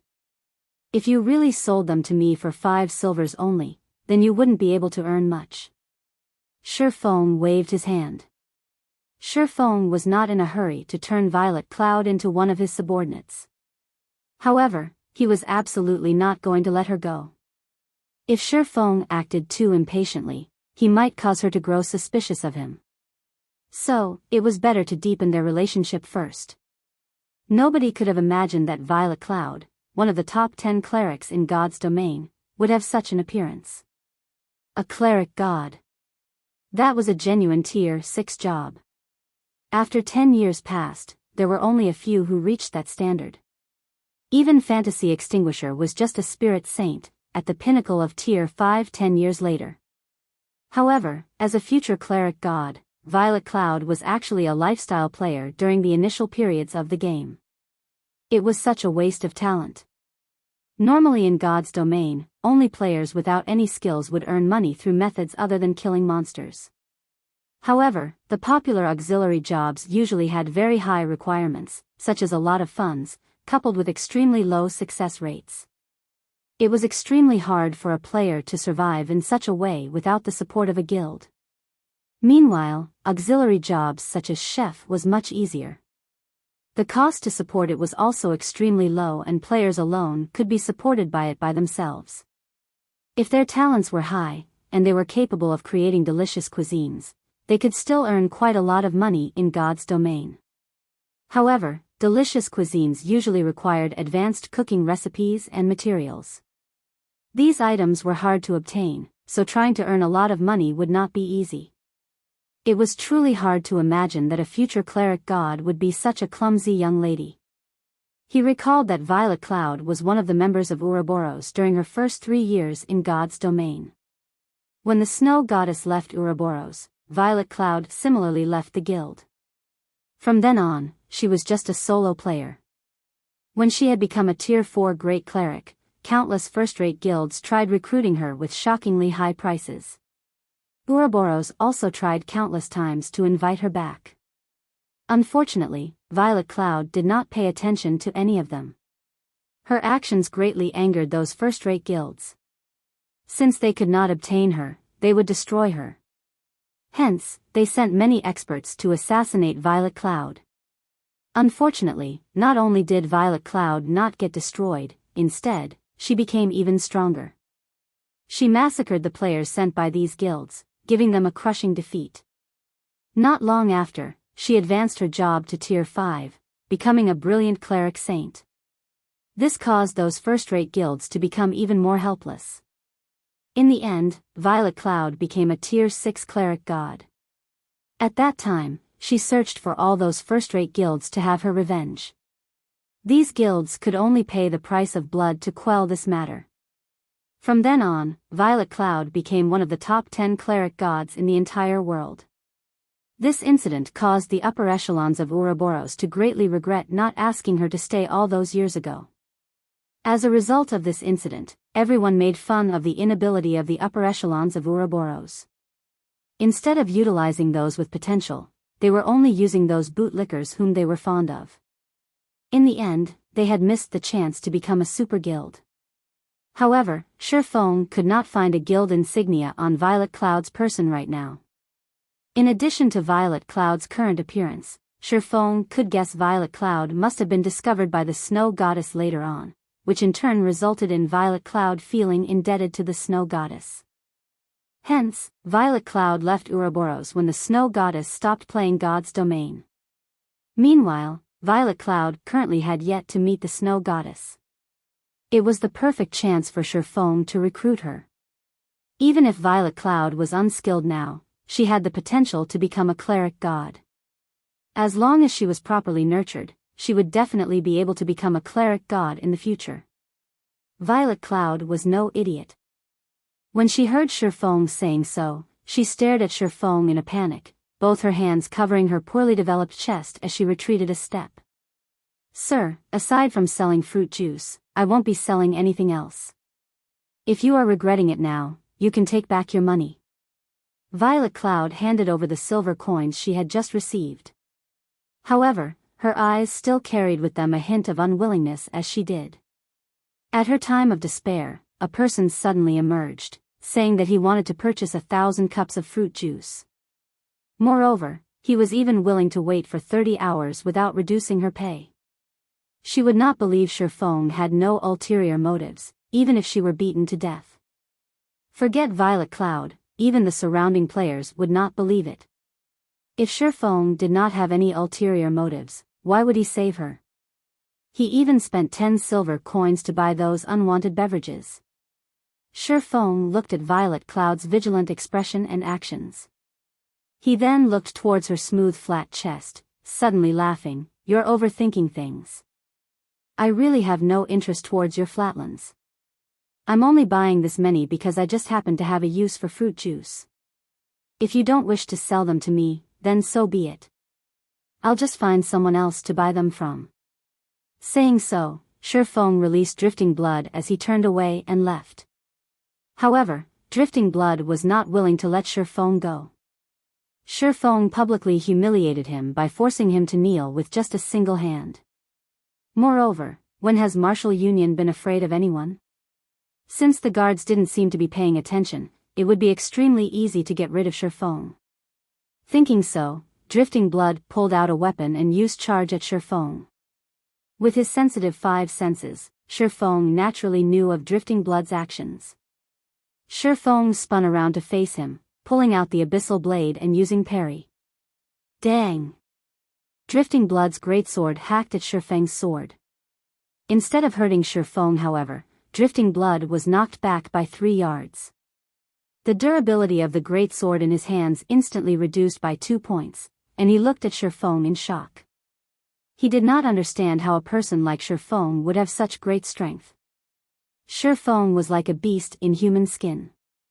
The surrounding players were similarly shocked. Drifting Blood was a berserker, so he must have definitely added a lot of strength points. He was also at level 3, similar to Shifeng, so how could the gap between them be so great? These players did not know, however, that this was still only half of Shifeng's real strength. After all, Shifeng could obtain 6 free attribute points for every increase to his level. It was 1.5 times that of an average player. Not to mention Shifeng's body was protected by bronze and mysterious iron equipment. There was even the powerful magic weapon. Even with just half of these aspects, Shifeng's strength far exceeded the average player. If Shifeng's strength had not been reduced by half, just by activating the strength-hidden basic skill and the strength provided by the magic weapon, Shifeng could destroy that basic greatsword without a problem. "Brat, you're courting death. See how I'll take care of you." Drifting Blood naturally would not believe that Shifeng was his match. He immediately stood back up, lifting his greatsword as he looked at Shifeng. Idiot. Shifeng sheathed the abyssal blade, having completely lost interest in Drifting Blood. Watching Shifeng store his weapon, Drifting Blood thought Shifeng had become afraid and wanted to beg for mercy. However, he would not forgive Shifeng. Drifting Blood further increased the power in his hands. Just as Drifting Blood was about to slash at Shifeng, he was immediately sent into a fainted state. Before Drifting Blood could turn around and curse the bastard that attacked him, he suddenly discovered 6 silvery white armored guards standing before him. Without saying anything further, the guards placed Drifting Blood in shackles. "You violated a town law, take a trip with us. Any resistance and you'll be killed without consideration." The 2 guards grabbed Drifting Blood from both sides, turning around and dragging him away. "Crap, you've got the wrong person. I'm just an ordinary citizen. It's that bastard who attacked me first. You guys should be arresting him." Drifting Blood continuously pointed at Shifeng, yelling injustice in rage. However, the guards paid no attention to his bellowing, taking him away immediately. Everyone was also in shock. Why did the guards only appear now? Moreover, they even apprehended the wrong person. What sort of situation was this, exactly? Could Shifeng actually be an NPC, a part of the nobility? Only nobles would have such authority. To the side, Violet Cloud had a blank expression on her face, unable to make sense of the situation.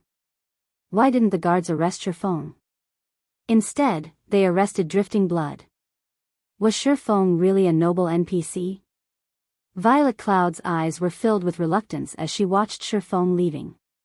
She bit her rosy lips, her delicate hands tightly gripping the hem of her shirt. Of course, she was not reacting so because of how handsome Shifeng was, but instead, she was truly in need of money. Those 10 silver counts were too important to her.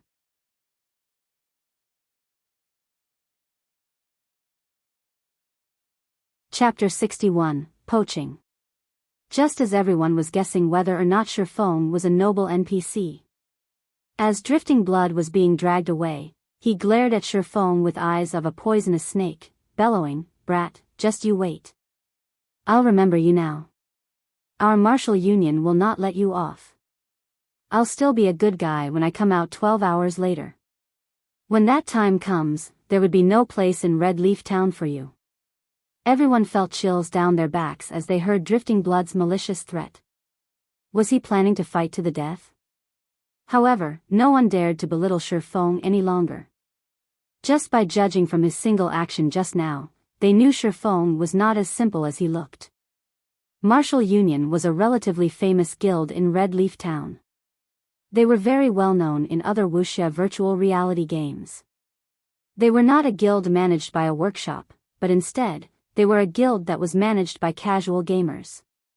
Including investments from a few wealthy personages, Martial Union also started establishing a foothold in God's domain. Although they did not reach the standards of a third-rate guild, they were not a guild to be taken lightly. Currently, God's domain monopolized the entire virtual gaming industry. Under the support of the recently developed main God system, God's domain did not require humans for operation. The main God system assured fairness in the game, and it would also constantly evolve the game, continuously pumping out various quests, dungeons, hidden locations, and so on. God's domain was a living game, and it was something that no other virtual reality game could compare to. The maps in God's domain were also immensely vast, sufficient for the entire population of Earth. Moreover, a majority of the things available in real life could also be experienced within the game, in addition to things that could not be found in real life. God's domain was slowly trending towards becoming a second world, and other virtual reality games had no chance of competing with it. After Drifting Blood was dragged away by the guards, everyone's gaze turned towards Shifeng. They all held curiosity on their faces, and their eyes tried to see through Shifeng. They wanted to know whether or not Shifeng was an NPC. Unfortunately, no matter what kind of observation skills they used, the results told them that Shifeng was 100% a player and not an NPC. This only further increased everyone's confusion. Yet, nobody dared to go over and ask Shifeng, as Shifeng might not even answer them. If by chance they were to cause Shifeng displeasure, who knew, they might be the next Drifting Blood. Shifeng looked at the puzzled faces of the people around him. He merely revealed a faint smile at the sight as he turned to leave. After living in God's domain for 10 years, he long since clearly understood the rules of God's domain. A player would be captured and jailed if he were to attack another player inside a safe zone. However, as long as an action did not cause any damage, even if it were an intense bodily contact, the guards would not pay heed to it. Pressing on to Drifting Blood and clapping his shoulders were both actions that did not cause damage. It was just that the strength behind it was different than what one would normally use for such actions. Naturally, the guards would not care about such actions. However, Drifting Blood used Charge, a skill that would cause the target to enter into a fainted state in addition to damage. Moreover, there were also his aggressive actions. The guards naturally would not let him off freely. Meanwhile, female players only had to activate the anti-harassment system to prevent harassing players from doing anything to them. However, Violet Cloud just recently entered God's domain, so it was natural for her not to know about it. Regarding Drifting Blood's threat, Shifeng paid no heed to it. Martial Union was a guild that did not even reach the standard of third rate. Shifeng previously used to lead the weak shadow to stand off against many first-rate guilds, and these first-rate guilds were helpless dealing with them. Martial Union, a leisure guild that only had several thousand players, was not worth even mentioning. If they wished to find trouble with him, he would just deal with them. As a reincarnated person with a magic weapon in hand, what was he afraid of? As for deepening his relationship with Violet Cloud, Shifeng could only leave it aside for now as he searched for another way. The girl's vigilance was just too heavy for him to get through. However, Shifeng understood her reasons. If it were the snow goddess standing in his place, Violet Cloud might have a different reaction. Shifeng bitterly laughed, shaking his head as he left. "Sir, please hold on a moment," Violet Cloud finally said, no longer able to endure it. The enticement of 10 silver coins was just too great. This was her biggest chance. If she were to miss it, what would happen to her sick mother? "Oh. Did you change your mind?"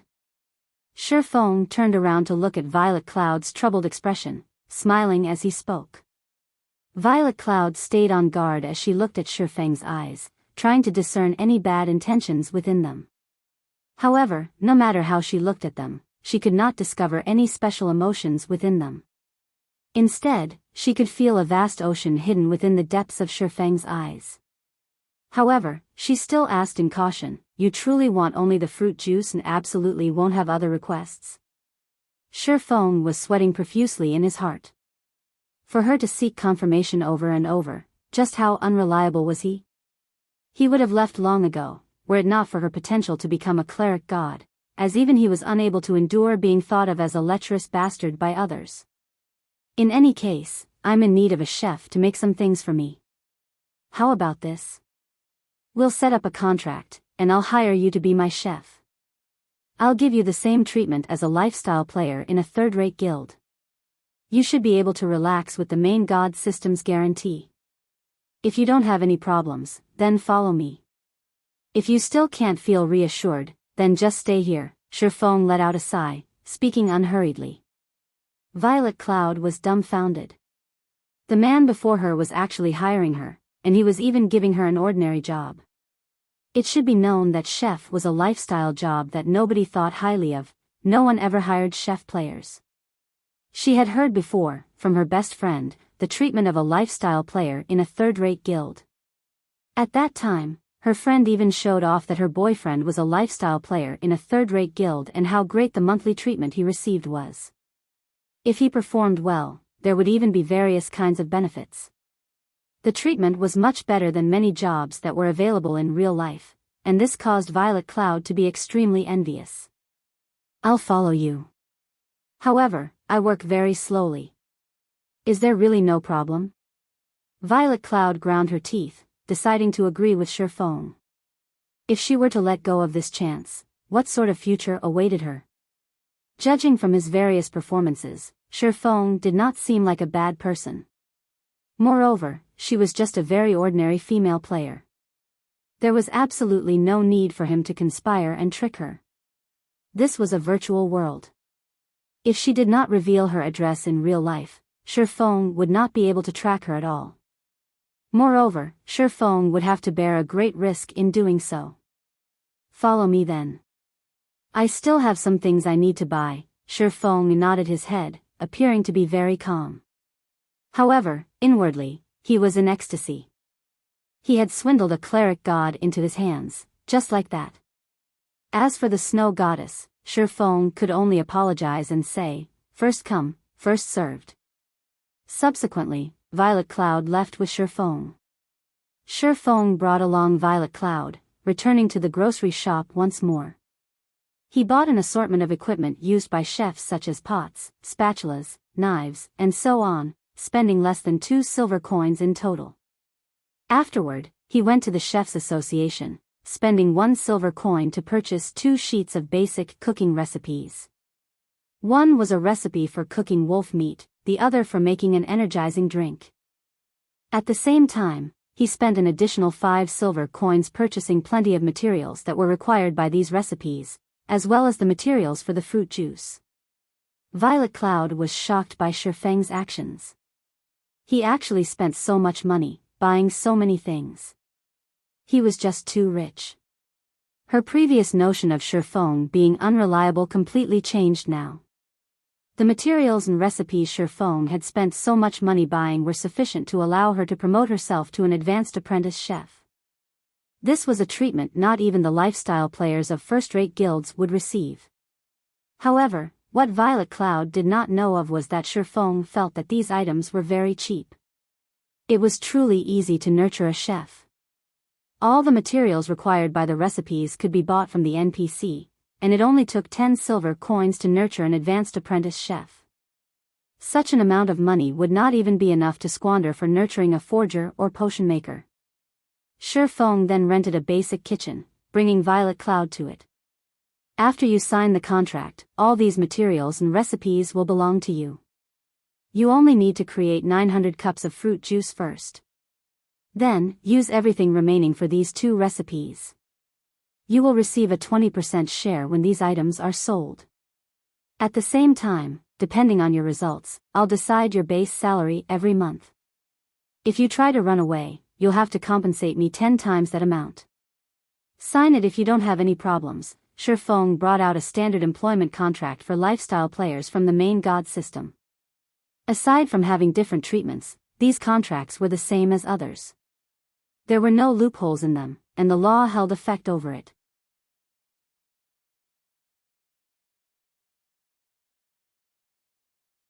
Chapter 62, Moonlight Forest. Violet Cloud was in a daze for a long time after reading the contract. She believed she was in a dream. She heard before the treatment lifestyle players received in third-rate guilds.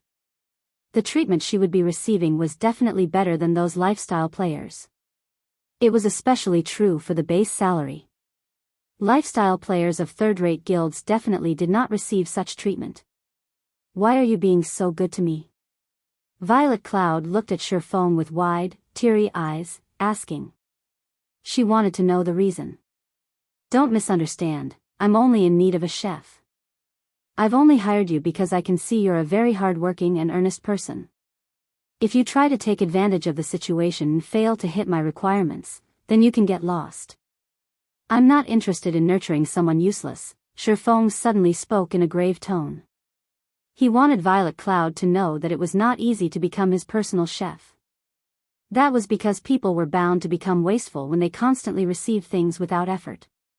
Violet Cloud was frightened after being told so by Shifeng.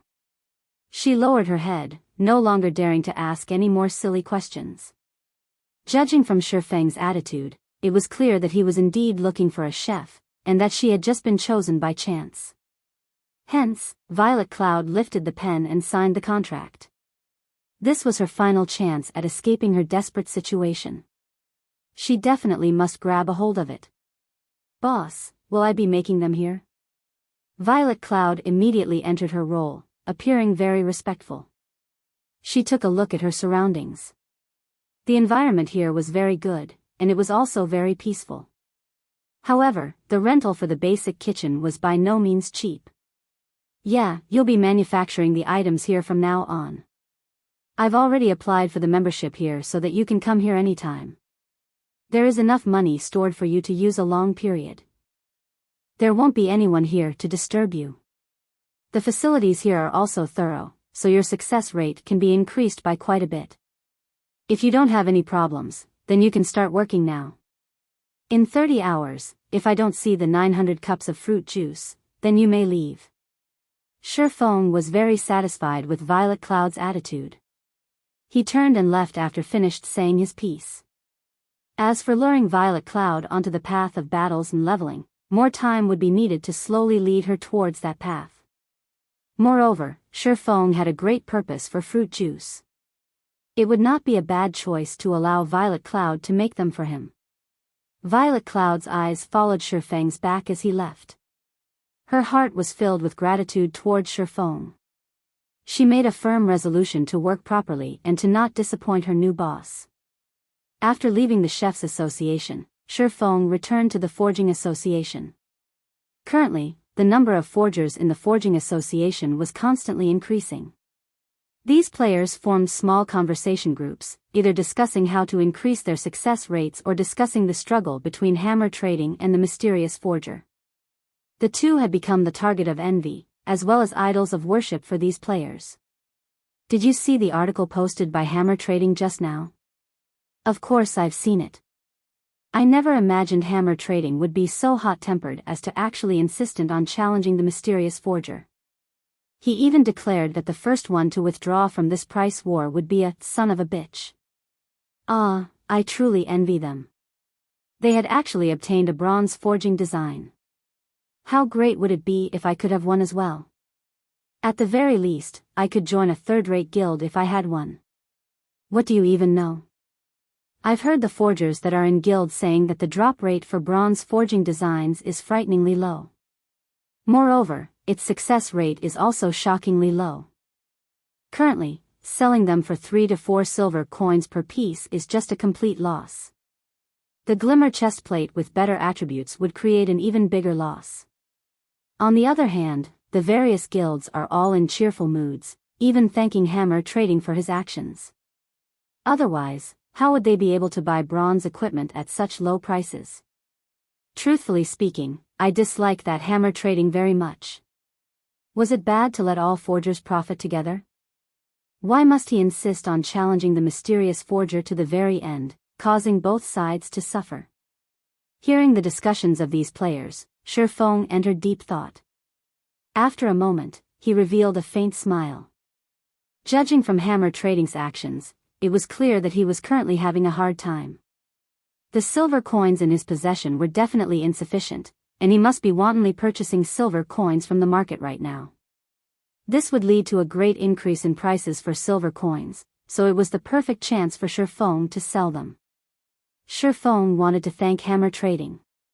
If it were not for him, the market for equipment would not be as lively as it is now. Currently, there would be a large amount of silver coins entering his pockets every so often. Meanwhile, although Shifeng had spent quite a lot of it, the amount of money he possessed was still madly increasing. The money he possessed had already reached 3 gold coins. At the reception desk, Shifeng once more rented an intermediate forging room for 5 hours, starting a new round of forging and manufacturing. However, before he started forging, Shifeng entered the virtual center. He wanted to check the prices for God's Domain's game currency and sell some of the game currency he possessed. Just leaving it in his pockets was truly a waste. Shifeng was in the dark when he did not check, but the moment he did, he was shocked. Although there was a large number of players in God's Domain, the number of players who were selling the game's currency did not exceed 100. More importantly, the selling prices were astonishing. A single silver coin was selling for 60 credits. The price was at least double of that during Shifeng's previous life. However, the number of silver coins sold by these players were very small, mostly around 2 to 3 silver coins per player. Aside from the sellers, there were also players who were buying God's Domain currency in bulk. The lowest buying price was at 55 credits per silver coin, while the highest was at 58 credits per silver coin. That meant that a single silver coin in God's Domain was enough for Shifeng to eat in luxury for 2 days. It was because of this competition that caused the prices of silver coins to be so expensive. At the current stage of the game, so long as a person had a brain, they would know not to sell any of their game currency. On the other hand, there were many guilds who were purchasing game currencies in bulk, at a reasonable price. There were only a scant few money farming groups and workshops who would sell some of their currency. However, the amount they sold was extremely low. Moreover, their prices were extremely high. Only as a last resort would the various guilds buy currency from these groups. However, these guilds knew the price competition for equipment was a great chance for them to reap some benefits. So, they would definitely purchase game currency in bulk. However, there was not that much game currency available for sale. They could only purchase the game currency sold at the virtual center. Moreover, where did the large amount of game currency flow to? A majority of it was definitely in Shifeng's pockets, while a minority was at the material merchant's side. That meant Shifeng was currently a big shot at selling game currency. Even a 100-man money farming group was far from being able to compare with Shifeng. Without hesitation, Shifeng immediately placed 3 gold coins up for sale, selling each silver coin at 60 credits. Shifeng still needed to collect the money to buy 2 virtual gaming helmets, so how could he be polite with these tycoons? Although the price was slightly high, to obtain equipment, the many guilds in White River City will definitely buy them. When that time came, all these game currencies would eventually return to his hands. After settling this matter, Shifeng started focusing on forging equipment and manufacturing forging designs. 5 hours went by quickly. Shifeng once more forged more than 80 Glimmer chestplates and 50 forging designs for the Glimmer chestplate. The 200,000 EXP required by the teleportation orb had been filled, and his own experience had also increased by quite a lot. He was just 22% away from level 4 now, and he was just short of slightly more than 200 proficiency points before becoming an intermediate forging apprentice. In this forging session, the forging designs made were the most valuable when compared to the equipment made. Looking at the current popularity of the Glimmer chestplate, the various guilds were definitely in a rush to obtain their own bronze equipment forging design. They wanted to nurture their own forgers and create their own bronze equipment. After all, the drop rate of bronze equipment was extremely low. There were also not that many elite monsters available to hunt. In regards to the millions of players in White River City, the amount of equipment sold by Shifeng and Hammer Trading was insignificant. There were still swarms of players requiring the equipment. After leaving the forging room, the amount of money in Shifeng's pockets once more increased by a lot. Hence, Shifeng made a trip to the trade area, once more purchasing stones and hard stones. He then cleared out the card sets and hard stones that were sold at the auction house, and in turn, placing the over 80 Glimmer chestplates on auction. However, the selling price for the equipment this time was slightly different. The minimum price was no longer at 4 silver coins but 3 silver coins. Hammer Trading was quickly nearing insanity from the competition. When Hammer Trading saw Shifeng had once again lowered his selling price, Hammer Trading even spat out blood. Now that Shifeng reduced his selling price, naturally, Hammer Trading had to reduce his as well. Did Shifeng want him to sell a kidney? Must he be so merciless? The person himself, however, did not put much consideration into such matters. Shifeng only wanted to advertise the Glimmer chestplate. After leaving the auction house, Shifeng stored the Philosopher's Stone and materials in the bank. Afterward, Shifeng went to the pharmacy to purchase 2 stacks of basic regeneration potions. He then went to the magic shop, purchasing over 10 types of magic scrolls. He bought 5 pieces of each kind, and each piece cost around 20 to 40 coppers. Now that the experience required by the teleportation magic orb has been fully collected, Shifeng could go to the Moonlight Forest. However, the Moonlight Forest was not an easy and relaxing place to stay. On the contrary, crises came one after another there, making the place extremely dangerous. Players dubbed the map as the Land of Eternal Rest. Without proper preparations, players would definitely die 10 out of 10 times there. The scrolls Shifeng bought were all necessary tools for him to survive in the wilderness. Before, he did not have that much money, so he did not bother with purchasing the magic scrolls. Now that he did, he naturally would not be courteous. At the very least, these scrolls could improve his survival chances there, rather dying 9 out of 10 times. Following which, Shifeng searched for a deserted location and activated the teleportation magic orb. Shifeng then transformed into a streak of white light, vanishing from Red Leaf Town. You're tuning into the Biyao's Wuxia Chronicles YouTube channel. Don't forget to subscribe and join us on this journey to catch the most captivating stories.